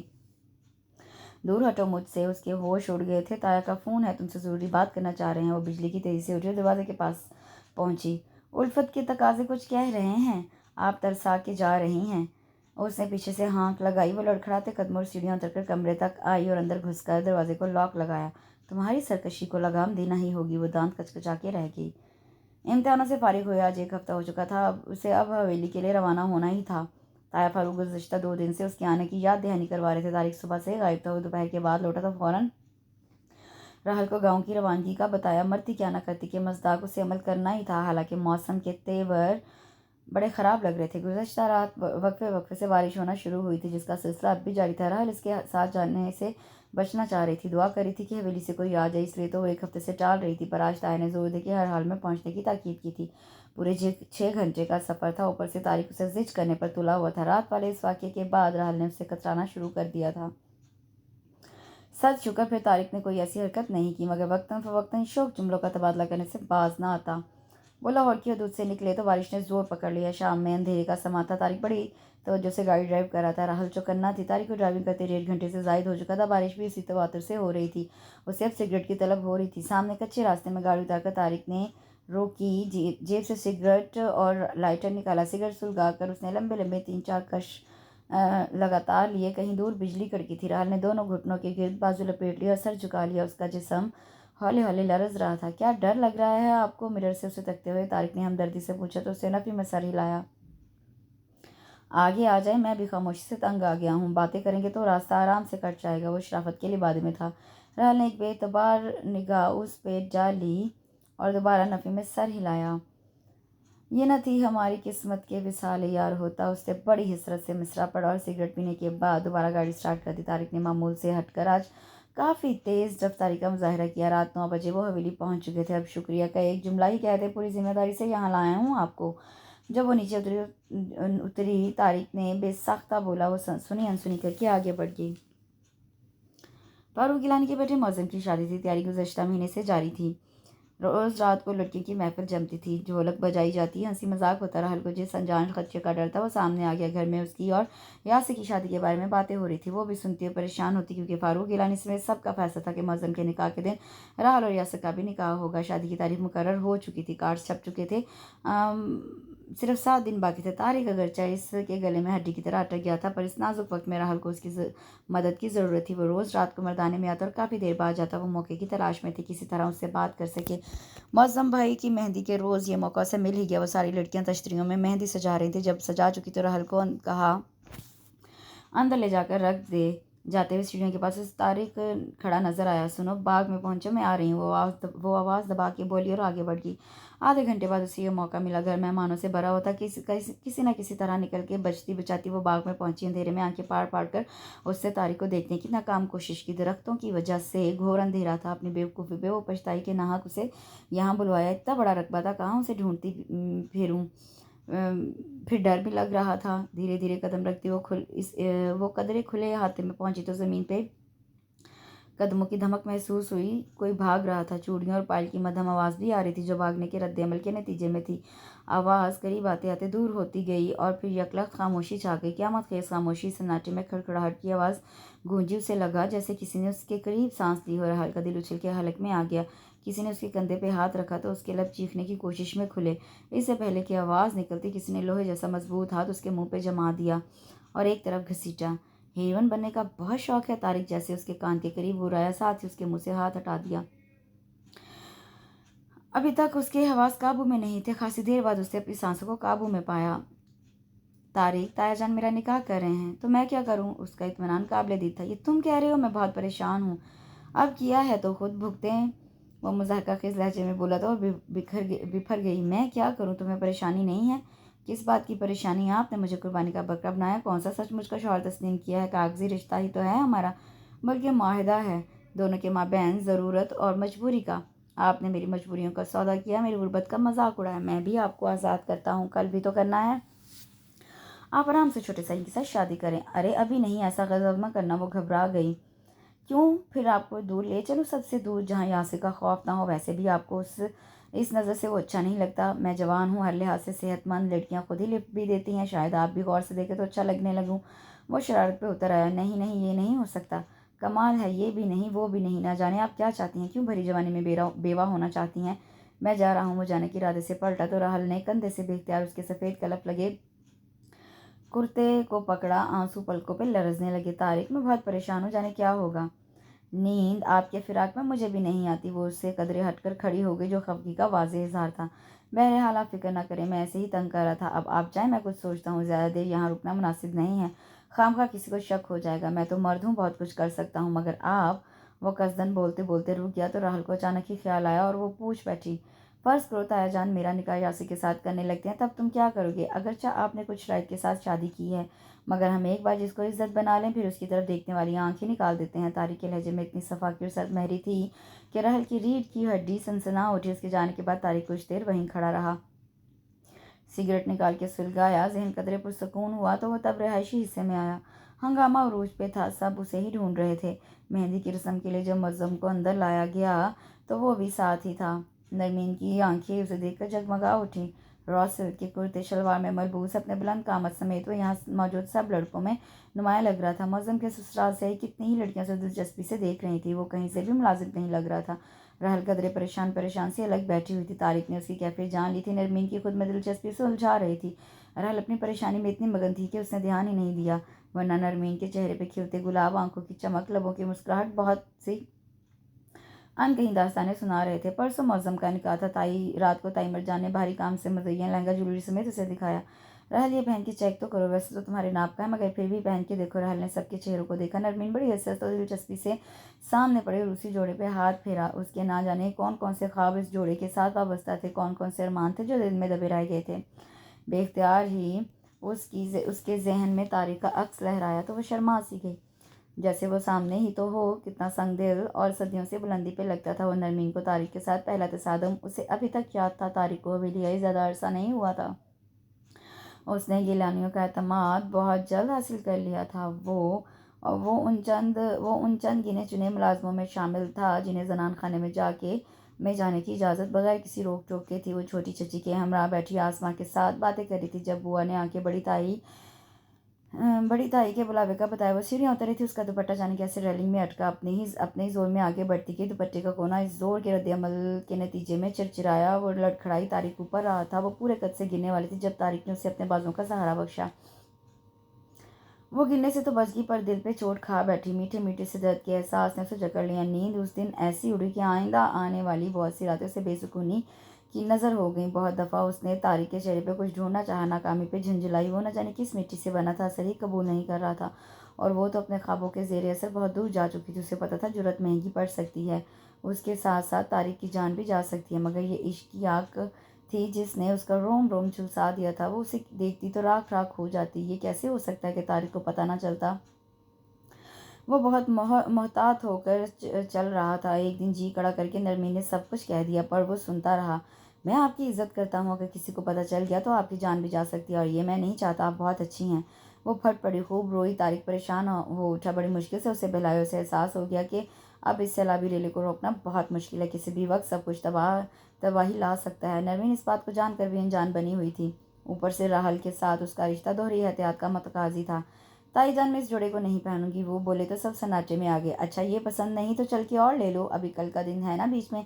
मरजान दिल में तो ठटकी, मगर लहजे को नॉर्मल ले रखा। ना मैं ना ये और ना कोई और जोड़ा लेना चाहती हूँ। क्या कह रही हो तुम? यही कि मैं यासिर के साथ शादी नहीं करूँगी। उसने उनके सब के सिरों पे जैसे बम फोड़ा था। ताई जान, मैं आकिलो बालिग हूँ, अपना अच्छा बुरा सोच समझ सकती हूँ। एक नॉर्मल शख्स के साथ मुझे निकाह कबूल नहीं।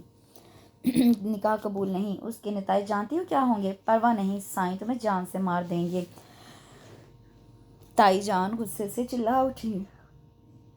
अभी भी उनका दिल नहीं भरा। इस हवेली में 2 जिंदा लाशें सांस ले रही हैं। उसका इशारा सफूरा पुपर नरमीन आपी की तरफ था। महरूम मर चुकी है। आसमा को बूढ़े गिद्ध के हवाले करके भी आपका दिल नहीं भरा, जो आप मुझे भी इस रवायत की भिन चढ़ाना चाहती हैं। उसका लहजा कब में डूबा हुआ था। इसी इस्लाम में फारूक और सुहेल अंदर आ गए। वो उसकी सारी बातें सुन चुके थे। सारे बाहर निकलो। फारूक का इशारा कमरे में मौजूद औरतों की तरफ था। नरमीन का चेहरा आने वाले लम्हात के तस्वुर से जर्द पड़ गया। उसे राहल की मौत साफ नजर आ रही थी। यही हाल बाकी सबका था। उधर राहल की हालत भी मुख्तलिफ नहीं थी। अब वो दोनों सामने थे। मैं उस नमक हराम का नाम सुनना चाहता हूँ जिसने तुम्हें ये जुर्रत बख्शी। वो पूरी कुव्वत से धाड़े। तुम्हारा निकाह यासिर के साथ ही होगा। परसों के बजाय अगले जुमे को होगा। साथ ही रुखसती भी होगी।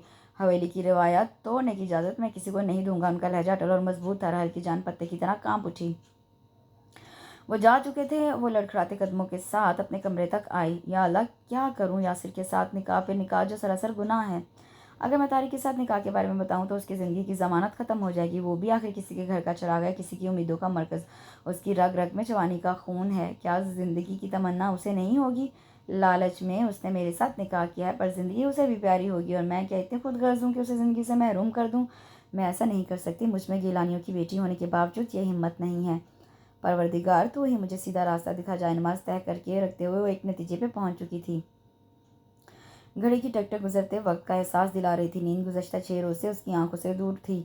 हालात इतने संगीन थे कि नींद आने का सवाल ही नहीं होता था। मुअज्जम भाई शादी करके दुल्हन घर ला चुके थे और दावतों में मसरूफ़ थे। कोहनी के बल नींद दराज होकर राहल ने वक्त देखा। घड़ी की सुई 2:30 का वक्त बजा रही थी। उसके सिरहाने पड़ा दुपट्टा उठाकर अच्छी तरह ओढ़ा, पाँव बेड से नीचे लटका के जूते पहने दरवाज़ा खोलते उसका दिल धक धक कर रहा था। फूंक फूंक के कदम रखती वो तारिक के कमरे तक पहुंची। उससे दरवाजे हल्के से बजाया। पहली दस्तक पे ही दरवाज़ा खुल गया। तारिक सामने खड़ा हैरानी से उसे देखने लगा। वो उसे हटाते हुए अंदर आ गई। तारिक, मुझे यहाँ से ले चलो। इस वक्त कहाँ ले जाऊँ? मुझे मलाइका की तरफ ले जाओ। यहाँ हालात बहुत ख़राब है, कुछ भी हो सकता है। मैं तुम्हारे लिए परेशानियाँ खड़ी नहीं कर सकती। क्योंकि ऐसा कर बाकी के अल्फाज उसके मुंह में ही रह गए। यकलख्त ही दरवाज़ा खुला। फारूक, सुहेल और अयाज बेटों समेत अंदर घुस आए। उस क़यामत का राहल ने तसव्वुर तक नहीं किया था।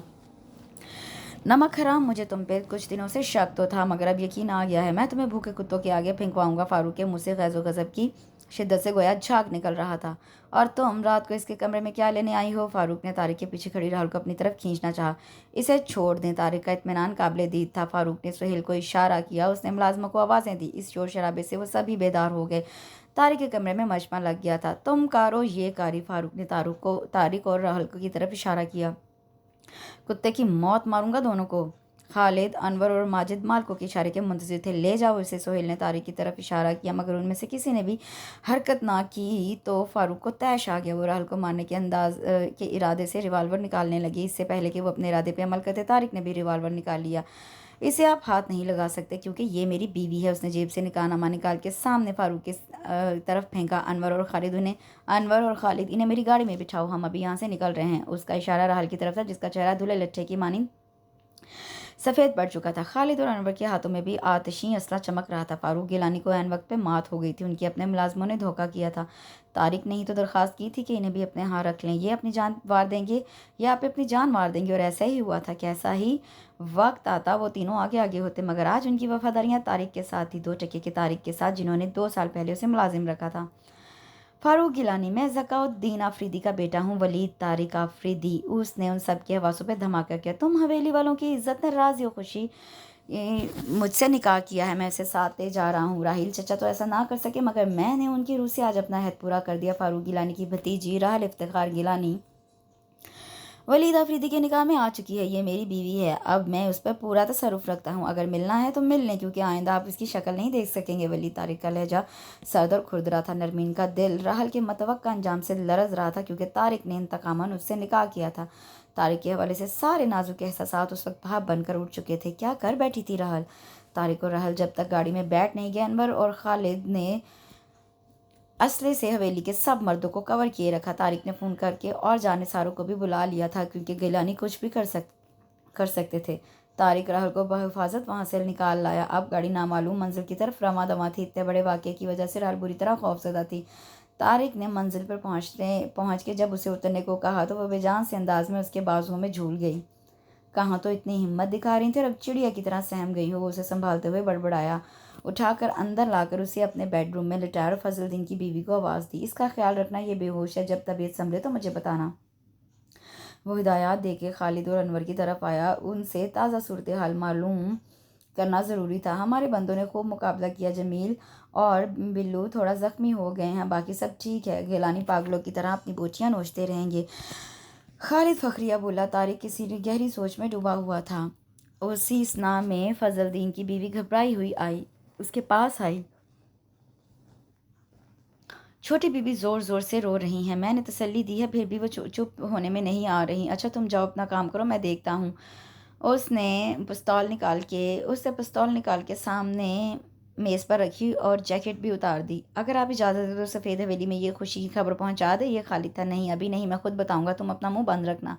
خالد نے اس بات میں سر ہلایا۔ راحل کی گھٹی گھٹی سسکیوں کی آواز بیڈ روم کے دروازے تک آ رہی تھی۔ جو ہی طارق نے اندر قدم رکھا وہ ہراساں سی نظر آنے لگی۔ طارق کا وحشت سے بھرپور انداز اس نے رات کو ہی دیکھا تھا، ورنہ اس کے رویے سے اس کی شخصیت کہ اس جارحانہ پہلو کا کبھی اظہار نہیں ہوا تھا۔ خوش فہمیوں کے جو محل اس سے تعمیر کیے تھے رات ایک جھٹکے سے زمین بوس ہوئے تھے۔ وہ اسے ایک معمولی ملازم سمجھی تھی، پر وہ کیا نکلا تھا، اسے اپنا انجام بھی نظر آ رہا تھا کیونکہ طارق نے مروت نہیں برتنی تھی، کیونکہ دونوں فریقین آنکھ کے بدلے آنکھ، جان کے بدلے جان اور موت کے بدلے موت کے قائل تھے۔ اب کیا مصیبت ہے وہاں سے؟ آپ کی فرمائش پہ تو آپ کو لایا ہوں۔ آتے ہی رونا دھونا مچا دیا۔ مانا کہ لڑکیاں اپنی رخصتی پہ روتی ہیں مگر اتنا زیادہ روتی ہیں یہ نہیں پتا تھا۔ طارق کے الفاظ عام صحیح مگر لہجہ عام نہیں تھا۔ طنز کے خنجر اپنی چمک دکھلا رہے تھے۔ یہ میرا بیڈ روم ہے، میں سخت تھکا ہوا ہوں، آپ نذیرہ سے کہیں وہ آپ کو دوسرا کمرہ دکھا دے گی، میں آپ سے بات میں کروں گا۔ وہ جوتے اتار رہا تھا، اس کے لیے گویا یہ سب کچھ نارمل روٹین کا حصہ تھا۔ رات والے واقعے کو چند گھنٹے ہی تو گزرے تھے، پر طارق پہ سمواس کا اثر نظر نہیں آ رہا تھا۔ وہ خوش اور نازاں تھا۔ خوش کیوں نہ ہوتا، آج اتنے برس بعد بدلہ جو لے لیا تھا۔ شام 4 بجے کے قریب اس کی آنکھ کھلی تو بھرپور نیند کے بعد وہ تازہ دم تھا۔ پہلے بابا جان کو فون کر کے سارے واقعات گوش گزار کیے۔ تم فوراً واپس آؤ، انہوں نے اس سے کہا۔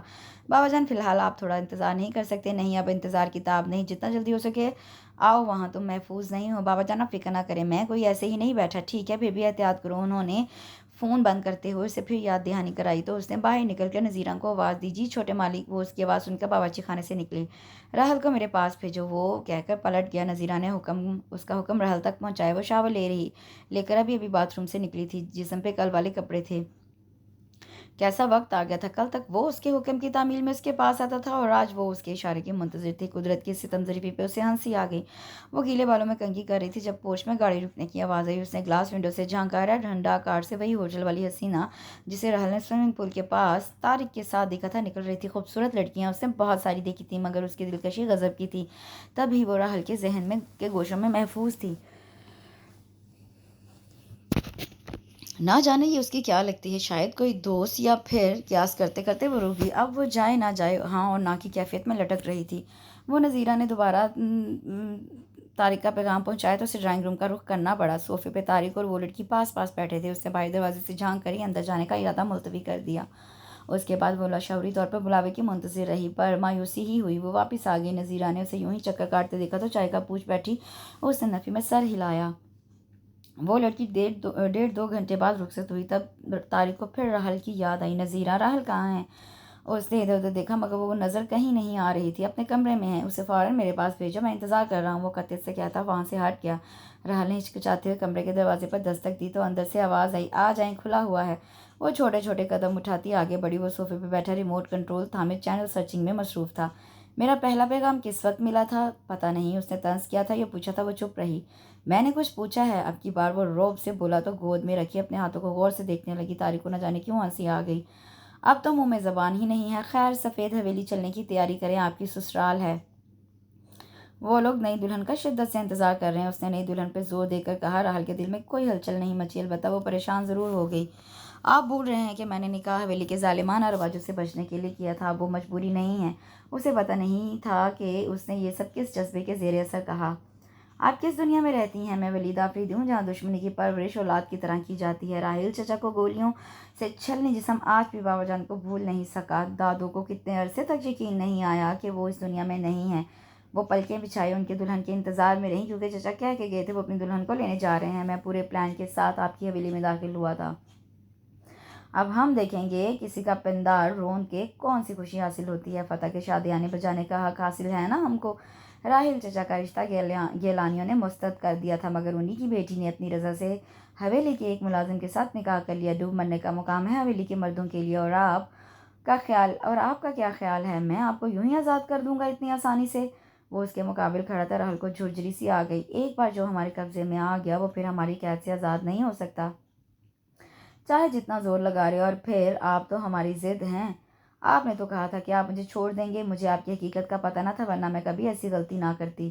خیر، اب تو پتہ چل گیا ہے نا کہ میں آپ کا معمولی سا ملازم نہیں ہوں جس کی ہر وقت آپ تذلیل کرتی تھیں۔ اس کی سزا الگ سے ملے گی۔ وہ بہت سنجیدہ نظر آ رہا تھا۔ راحل نے نظر جھکا لی۔ شاندار سے ڈرائنگ روم کے درمیان کھڑی وہ شکل سے ہی ہراساں لگ رہی تھی۔ نوجوان لڑکیاں اور عورتیں بڑے اشتیاق سے اسے دیکھ رہی تھیں۔ پھر اس کا سامنا طارق کے بابا، چچا اور تایا سے ہوا۔ ذکاء الدین نے اس کے سر پہ ہاتھ پھیرا، باقی سب بھی اچھے طریقے سے ملے۔ طارق نے جو دشمنی اور انتقام کے بدلے کی رٹ لگائی ہوئی تھی اس کی کیفیت ڈھونڈنے سے بھی اسے کسی کے چہرے پہ نہیں ملی۔ ولید نے تم سے نکاح کیا ہے؟ راحل کے خواب تو ٹوٹ گئے، پر ولید نے ہمارا مان پھر سے بڑھا دیا۔ عورت ہمارے ہاں قابل عزت تصور کی جاتی ہے۔ ہم نے کبھی اپنی ماں، بہن اور بیٹی کو منفی روایات کی بھینٹ نہیں چڑھنے دیا۔ ان لوگوں نے اپنی بیٹی کا رشتہ ہمارے بھائی کو نہیں دیا، مبادا اس کی شادی کر کے اسے اس کا حصہ بھی دینا پڑے، تبھی اسے ناکردہ جرم کی بھینٹ چڑھایا گیا۔ سزا راحل کو بھی ملی۔ مجھے شروع میں پتہ نہیں چلا کہ ولید یہ سب کر رہا ہے۔ جب مجھے خبر ہوئی تو بات بہت آگے تک چلی گئی تھی۔ ناچار ہم بھی چپ ہو گئے۔ تم ہمارے لیے تانیہ، صبا اور ثنا کی طرح ہو۔ ہم دشمنی کی روایات توڑیں گے، اور کیا حرج ہے اگر آغاز تم سے ہو؟ وہ حیرت سے منہ کھلے آنکھیں پاڑے دم بخود ذکاء الدین آفریدی کو بولتے سن رہی تھی۔ اسے یقین ہی نہیں آ رہا تھا۔ طارق نے اسے حویلی لاتے ہوئے جس غیظ و غضب کا مظاہرہ کیا تھا، اسے اس کے ذہن میں طارق کے خاندان کی ایک تصویر سی بن گئی تھی جو اس کے اپنے خاندان سے زیادہ مختلف نہیں تھی۔ پر یہاں تو بڑی معقولیت کا ثبوت دیا گیا تھا۔ شاید یہ بھی کوئی دھوکہ یا فریب تھا، کیونکہ وہ اس وقت افتخار گیلانی اور اپنی مما کی جائیداد کی واحد وارث تھی، اور اسے پتہ تھا ان خاندانی لوگوں میں دولت، جائیداد خون کے رشتوں سے زیادہ اہم ہوتے ہیں۔ طارق نے نکاح کے وقت کتنے لالچ کا مظاہرہ کیا تھا۔ راحل نے منہ مانگی رقم اسے دی، پھر بھی اسے ڈرا کر بلیک میل کرنے کے چکر میں تھا۔ اس کے منہ میں کڑواہٹ سی گھل گئی۔ ولید کی کزن نے اسے اس کے کمرے تک پہنچایا۔ رات بہت ہو گئی تھی۔ اس ہنسمکھ سی طبیعت والی لڑکی کا نام ثانیہ تھا۔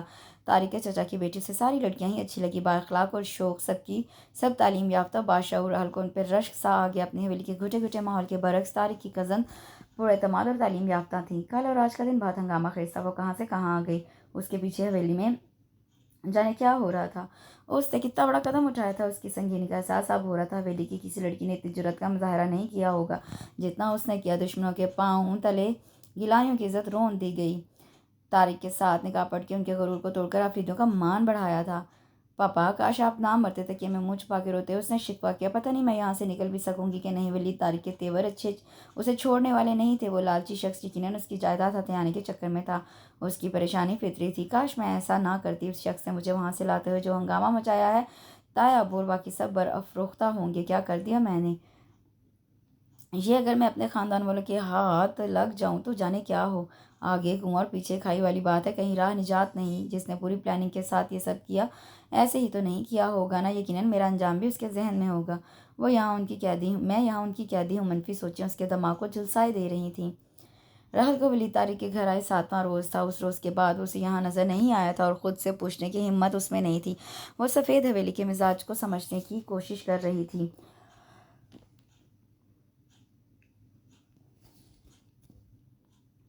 4 भाइयों की औलादें यहाँ इकट्ठे रहाइश पसीर थीं। मज़ाज सबके सुलझे हुए लगते थे, लेकिन दरपर्दा मकीन अपनी ख़ानदानी अज़मत के नशे में चूर भी थे। वो मेरे हाथ लग जाए तो बूटियाँ करके चील कौवों को अपने हाथों से खिलाऊंगा। उसने बरसों की इज्जत को पाँव तले रौंदा है, सर नीचा कर दिया है। उसने हमारा सब कुछ मिट्टी में मिला दिया। फारूक गिलानी गुस्से से चिल्ला रहे थे। ताया अबू ज्यादती हमारी भी तो है। रहल पढ़ी लिखी थी है, यासिर और उसका जोड़ नहीं था। ये आसमा थी जो बोली तो सब हैरत से उसकी तरफ देखने लगे। उसने लाख तनबीह की पर वो खामोश उसकी माँ ने लाख तनबीह की पर वो खामोश ना हुई। जबर की हद नहीं होती, पर कहीं ना कहीं उसे रुकना तो पड़ता है। और हल्का ये कदम उसका मुंह बोलता सबूत है। वो बेखौफी से बोली तो फारूक उसे देखने लगी। उनका सारा गरूर पानी बन के बह चुका था। आज रहल ने ये आवाज़ उठाई थी, कल कोई और लड़की भी उसके नक्शे कदम पे चल सकती है। उसने तो सारा मनसूबा ही चौपट कर दिया था। वो उसकी तमाम जायदाद को अपने कब्जे में करने के ख्वाब देख रहे थे। उसके लिए उन्होंने कितना शानदार बेताब मनसूबा तैयार किया था। सांप भी मर जाए, लाठी भी ना टूटे। अगर वो आगाज़ से ही तारीख की हकीकत पा ले तो शायद ये सब कुछ ना होता।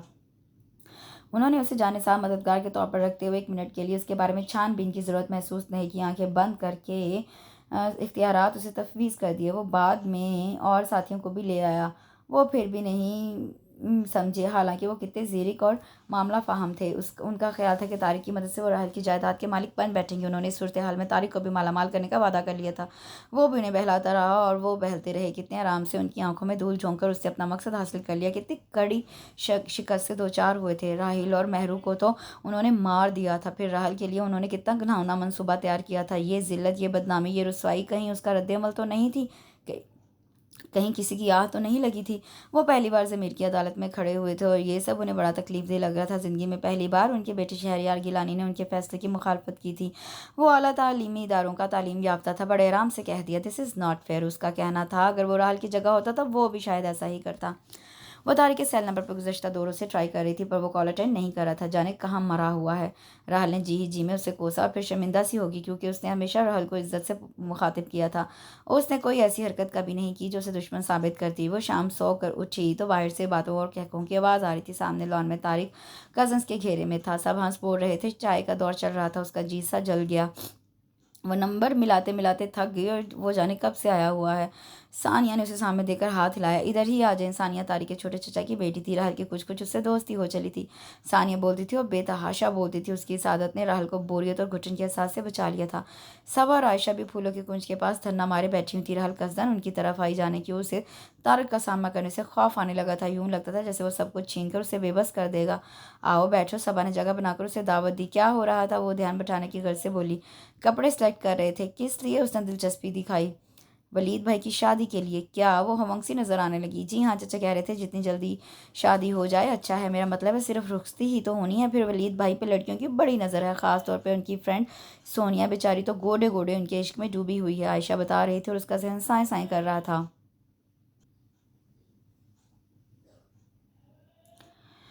उसे पता था इस मरहले से भी उसे गुजरना होगा, मगर ये इतनी जल्दी आएगा उसके वहमो गुमान में भी नहीं था। आइंदा आने वाली 2 दिनों में घर में शादी वाली गहमा गहमी भी नजर आने लगी। खरीदारी अरूज पे थी। वो सख्त परेशान थी।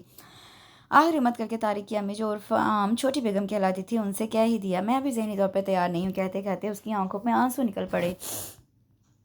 क्यों बेटा, तुम रो क्यों रही हो? वलीद ने तो मुझे बताया था कि वो तुम और वो एक दूसरे को बेपनाह चाहते हो। इसलिए तो उसने ये खतरनाक कदम उठाया जिसकी वजह से 2 खानदानों के माँ बहन दुश्मनी की खलीज और भी वसी हो गई। हमारी कोशिश तो यही है कि ये सिलसिला ख़त्म हो जाए। उन्होंने उसे सोफे पे अपने पास बिठाकर आंसू साफ किए। रहल के लिए ये इतला नहीं थी कि वो और वलीद एक दूसरे को चाहते हैं। जाने इसने क्या क्या कहानियाँ सुना रखी थी। क्या सच झूठ बोल रहे थे? बड़ी बड़े कोशिश कर रहे हैं सुलह सफाई की। एक जगह कल जाएगा حویلی میں دعا کرو صلح ہو جائے۔ باقی ولید کہہ رہا تھا کہ اگر صلح ہوگی تو تمہارے تایا کی بیٹی کا رشتہ مانگ لیں گے، اس کے لیے اسی نے سب کو مجبور کیا ہے، اور میرے خیال میں اس کی تجویز کافی اچھی ہے۔ بس اس نے جو یہ قدم اٹھایا ہے وہ ذرا گڑبڑ ہے، اس کی وجہ سے مسائل پیدا ہو رہے ہیں، اور تم نہ رو۔ ولید نے روتے دیکھا تو پریشان ہو گئے۔ اتنے دن ہو گئے ہیں ہمیں تمہیں کوئی تکلیف دی ہے، ہم نے دلوں سے قدورتیں مٹا کے تمہیں اپنایا ہے، اور یہ بڑی بات ہے، ورنہ نسل در نسل دشمنی کے سلسلے میں ایک عورت کی جو درگت بنائی جاتی ہے اسے تمہیں بھی واقفیت ہوگی۔ رحل میں چاہتی ہوں اور اس عورت کا استحصال ختم ہو جائے، اور اس کا آغاز تم سے ہوگا۔ تم مضبوط بنو، اوپر والا بہت بہتر کرے گا۔ ہے تو یہ مشکل مگر ناممکن تو نہیں ہے نا۔ انہوں نے رحل کے دونوں ہاتھ تھام لیے، وہ ان کا دل رکھنے کو روتے روتے مسکرا دی۔ مجھے آپ سے ضروری بات کرنی ہے، اسے جو ہی فون آن کر کے کان سے لگایا، رحل نے سلام کیے بغیر کام کی بات کی تو وہ ہنس پڑا۔ ذرا پھر سے کہیے گا آپ، کیونکہ آپ کی زبان سے اپنے لیے یہ احترام برا انداز تخاطب بڑا زبردست لگ رہا ہے۔ وہ ایک بار پھر اس کی بات کو وہ خاطر میں نہیں لا رہا تھا۔ ضروری بات اب آپ کو اپنے بیڈ روم میں دلہن بنا کے لانے کے بعد ہی ہوگی۔ نہیں بن رہی میں دلہن، دھوکا ہوا ہے میرے ساتھ، بے ایمانی کی ہے آپ نے۔ کون سی بے ایمانی، کون سا دھوکا؟ وہ غضب کا اداکار تھا، کتنا جان بنا پوچھ رہا تھا۔ آپ کے اور میرے درمیان ایک معاہدہ کے تحت نکاح ہوا تھا، آپ خواہ رخصتی کا ڈرامہ رچانا چاہ رہے ہیں۔ میں معاہدے کی روح سے باقی رقم آپ کو دیتی ہوں، برائے مہربانی مجھے آزاد کر دیجیے۔ مجھے جس دشمنی کے اس سسٹم کا حصہ نہیں بننا چاہتی۔ آپ نے میرے ذریعے انتقام کا عمل پورا کیا، اس کے لیے باقاعدہ پلاننگ کے ذریعے حویلی میں داخل ہوئے، سب کا اعتماد جیتا۔ میری بدقسمتی جو وہاں سے نکلنے کے لیے آپ کو چنا، اور آپ نے سب میں مشہور کر دیا کہ میں آپ سے محبت کرتی ہوں، اور آپ بھی بہت چالاک ہیں۔ مجھے آپ کے ساتھ شادی نہیں کرنی چاہیے، کچھ بھی ہو جائے اس کے لیے میں آپ کو منہ مانگی رقم دینے کو تیار ہوں۔ وہ بولتی چلی گئی، طارق غصہ دبائے سب کچھ سنتا رہا۔ میری بھی ایک بات سن لو، مجھے شادی کرنی ہے تو تمہارے ساتھ ہی کرنی ہے، چاہے کچھ بھی ہو جائے۔ اور تم کیا سمجھتی ہو دولت کے بل پہ تم سب کچھ خرید سکتی ہو؟ میں بھی کسی سے کم نہیں ہوں۔ آئندہ مجھے رشوت نہ پیش کرنا، ورنہ اچھا نہیں ہوگا۔ اور اس سے زیادہ کیا برا ہوگا جو میرے ساتھ ہو رہا ہے؟ وہ چٹک گئی۔ تمہاری ساری باتوں کا جواب مناسب موقع پہ دوں گا، آخری فقرہ کہتے ہوئے اس نے فون منقطع کر دیا۔ رحل غصے سے بل کھا کے رہ گئی۔ راحیل کو مہرو پہلی اتفاقی ملاقات کے بعد ہی بہت اچھی لگنے لگی تھی۔ اس نے بتا دیا تھا کہ اس کی بات اپنے سے 9 سال چھوٹے خالہ زاد کے ساتھ طے ہے۔ مہرو میں محبت نے بے پناہ طاقت بھر دی۔ اس نے گھر میں کہہ دیا مجھے عمر سے شادی نہیں کرنی۔ ادھر سے راحیل نے اپنے بڑوں کو رشتہ لینے بھیج دیا۔ اس بغاوت کا سر کچلنا ضروری تھا۔ مہرو راحیل سے ملنے نکلی، فاروق نے نگرانی سخت کر دی تھی۔ جو ہی وہ حویلی سے نکل کے راحیل کے پاس پہنچی، ادھر سے فاروق بھی سب بھائیوں کے ساتھ پہنچ گئے۔ کچھ کہے سنے بغیر فاروق نے ریوالور نکال لیا۔ پہلی گولی انہوں نے مہرو پہ چلائی، پھر چلاتے چلے گئے۔ یہی حال راحیل کا ہوا۔ اس کی خون میں ڈوبی لاش سفید حویلی پہنچی تو کوہرام برپا ہو گیا۔ بی بی جان اسے پناہ چاہتی تھی، حواس ہی کھو بیٹھی۔ ایک عرصے تک وہ اسی کیفیت میں رہیں۔ ولید طارق یہ داستان سنتے سنتے بڑا ہوا تھا، انتقام کے شعلے اس کے سینے میں بھی بھڑکتے۔ بی بی جان اب بھی راحیل چچا کو یاد کر کے روتی تو ولید عہد کرتا کہ گیلانیوں کو مزہ چکھا کر رہے گا، اور پھر اس کا موقع بھی مل گیا۔ وہ ڈرائیور کے ساتھ گاؤں جا رہا تھا، راستے میں طویل 2 رویہ سڑک آئی تو ڈرائیور نے بتایا کہ یہ سڑک گیلانیوں نے اپنے لیے بنوائی ہے، اس کے اختتام پہ حویلی تھی۔ بس یہیں سے اس کا ذہن بدل گیا، سارا منصوبہ بھی ترتیب پا گیا۔ اس سے اگلے 3 دن اس نے سوچ بچار میں گزار دیے۔ چوتھے روز معمولی سے کپڑوں اور تبدیل حلیے میں وہ گیلانیوں کی حویلی آ گیا۔ سامنا فاروق گیلانی سے ہوا۔ اس نے خود کو دور دراز گاؤں کا باسی ظاہر کیا اور کہا کہ زمین کے تنازع پہ اس کا خاندان مارا جا چکا ہے، صرف چند ایک عزیز رشتہ دار بچے ہیں، اور وہ جان بچانے کے لیے یہاں چلا آیا۔ فاروق کو اس کی کہانی نے بڑا متاثر کیا۔ پھر بہت جلد اس نے فاروق کا دل جیت لیا۔ وہ پروانے کی طرح ان کے ارد گرد گھومتا، ہاتھ باندھے حکم کا منتظر ہوتا۔ فاروق نے اسے اپنے ذاتی خدمتگار عملے میں شامل کر لیا۔ اب وہ اس پہ بہت زیادہ بھروسہ کرنے لگے تھے۔ کچھ ایسے واقعات ہوئے تھے جس کی وجہ سے ان کا اعتبار مکمل پختہ ہو گیا۔ افتخار اور عالیہ کی حادثاتی موت کے بعد ان کی نگاہ دونوں کی جائیداد پہ تھی۔ اس کے لیے بے داغ منصوبہ بندی ضروری تھی۔ فاروق کا ذہن اس معاملے میں بڑا زرخیز تھا۔ طارق کو ذہن میں رکھتے ہوئے وہ مکروہ منصوبہ انہوں نے تیار کیا تھا۔ بالآخر انہوں نے ایک روز اسے اس میں شریک کر ہی لیا۔ انہوں نے راحل کے بارے میں بتایا کہ وہ لاہور میں پڑھ رہی ہے اور اس کا آخری تعلیمی سال ہے۔ میں اس کی تمام جائیداد پہ قبضہ چاہتا ہوں۔ میرا بھائی شروع سے ہی شہر میں رہا ہے، طاقتور اور بااثر لوگوں کے ساتھ اس کے تعلقات رہے ہیں۔ میرا ارادہ تو یہی ہے میں یاسر کے ساتھ راحل کی شادی کر دوں اور آہستہ آہستہ ہر چیز پہ قبضہ کر لوں، مگر راحل پڑھی لکھی شہر کی پروردہ ہے، آسانی سے نہیں مانے گی۔ یہ بات دور تک پھیل جائے گی اور ہماری بدنامی ہوگی۔ میں چاہتا ہوں تم اس میں دلچسپی کا اظہار کرو، اس کا موقع تمہیں میں دوں گا۔ تم جوان ہو، خوبصورت ہو، کوئی بھی لڑکی بڑی آسانی سے تم سے متاثر ہو سکتی ہے۔ راحل کو متاثر کرنا شیشے میں اتارنا تمہارا کام ہے، پھر اسے شادی پہ تیار کرو۔ میں ایسے حالات پیدا کر دوں گا کہ تم جو ہی اسے شادی کا کہو گے وہ تمہارے ساتھ حویلی سے بھاگنے کے لیے راضی ہو جائے گی۔ उस वक्त तुम मुझे बता देना, वहीं पे कारी करके उसे मार दिया जाएगा। तुम भाग जाना, मेरा आदमी तुम्हारे पास आएगा और उसे और इतना कुछ तुम्हें देगा कि सारी उम्र आराम से बैठकर खाते भी रहे तो ख़त्म नहीं होगा। तारिक के दिलो दिमाग में हलचल मची थी, पर चेहरे से दिली कैफियत उसने आया नहीं होने दी थी। जिस मौका की तलाश में था वो खुद ही फारूक ने फराहम कर दिया। उधर नरमीन उससे आने बहाने बात करने की कोशिश करती तो वो टाल देता, फिर रहल से सामना वो बहाने बहाने से टकराता रहा। वह लाहौर गई तो फारूक ने उसे भी वहीं भेज दिया। फिर तवक्को के ऐन मुताबिक फारूक गिलानी ने उसे ऐसे हालात पैदा कर लिए कि राहल ने उससे कह दिया, मुझसे आर्जी निकाह कर लो। निकाह से पहले उसके जहन में राहल के लिए कुछ ऐसे खास जज्बात नहीं थे, पर जब उसने निकाह का कहा तो उसका दिल चाहा सीधा उसे सफ़ेद हवेली ले जाए और सबको कहे कि आज उससे बदला ले लिया। और उसने हर मुमकिन तरीके से राहुल को मुतासिर करने की कोशिश की, पर जाने वो किस मिट्टी की बनी हुई थी कि तारिक की मर्दाना वजाहत का जादू असरअंदाज ही नहीं हो रहा था। फारूक गिलानी को वो रिपोर्ट भी देता रहता, नताज कुछ ऐसे भी हौसला अफजा नहीं थे। उससे खुद को राहल के अंदाज़ों से बढ़कर भी लालची साबित किया। निकाह के रोज़ उसकी मतलूबा रकम राहल ने उसके हवाले कर दी। निकाह के बाद तारिक के ख्यालात में राहल के हवाले से जो तब्दीली आई वो खुद उसके लिए परेशान कन थी।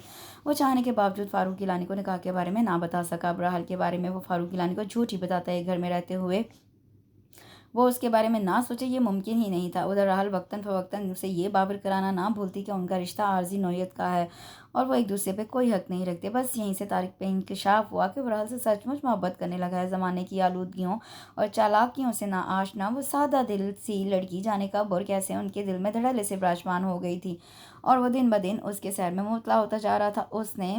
उसने खुद से अहद किया था कि राहल को फारूक गिलानी के मज़मूम इरादों का शिकार नहीं होने देगा। फिर भी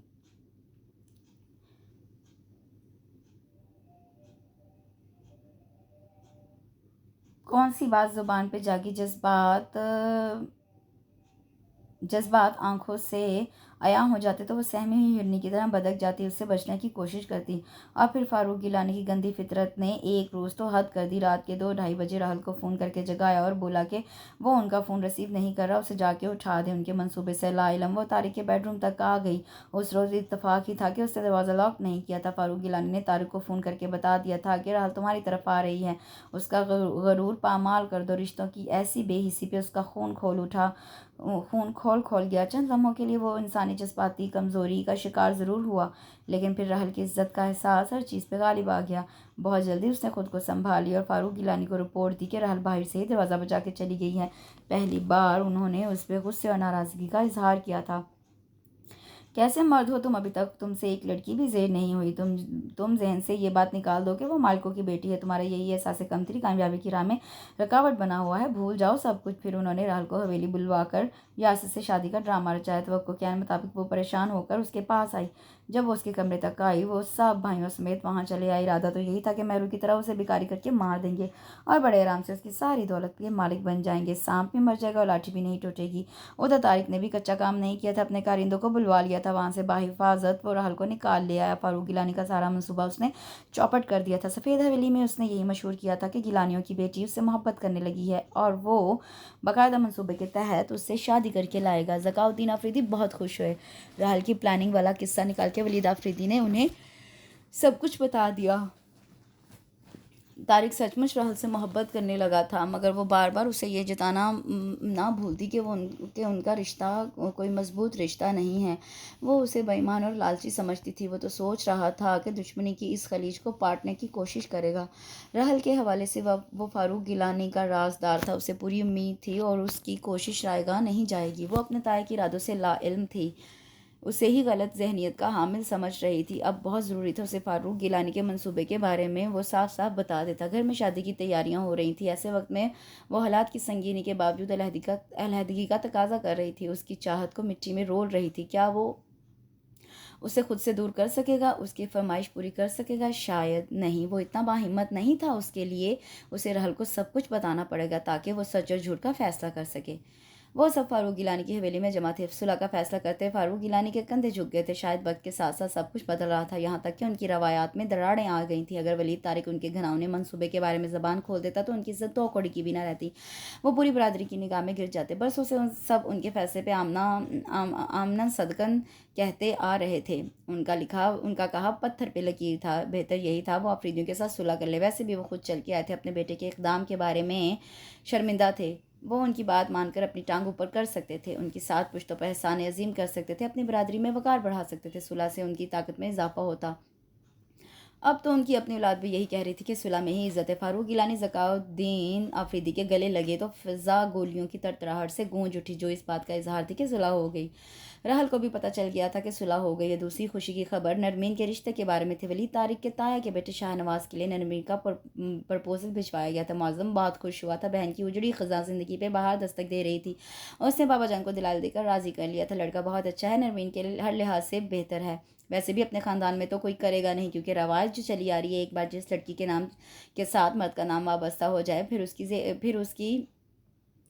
اس کی رہتی ہے، چاہے وہ مر کیوں نہ جائے۔ اور یہ رواج صرف ہماری عورتوں کے لیے کیوں ہے؟ خاندان میں ویسے بھی میری بہن کی نحوست مشہور ہو چکی ہے۔ اگر آپ اس کی شادی کے لیے راضی بھی ہوں گے تو کون کرے گا اس سے شادی؟ کوئی بھی نہیں۔ اس سے بہتر ہے کہ ہم اسے ہار دیتے، یوں جیتے جی زندہ لاش تو نہ بنائیں۔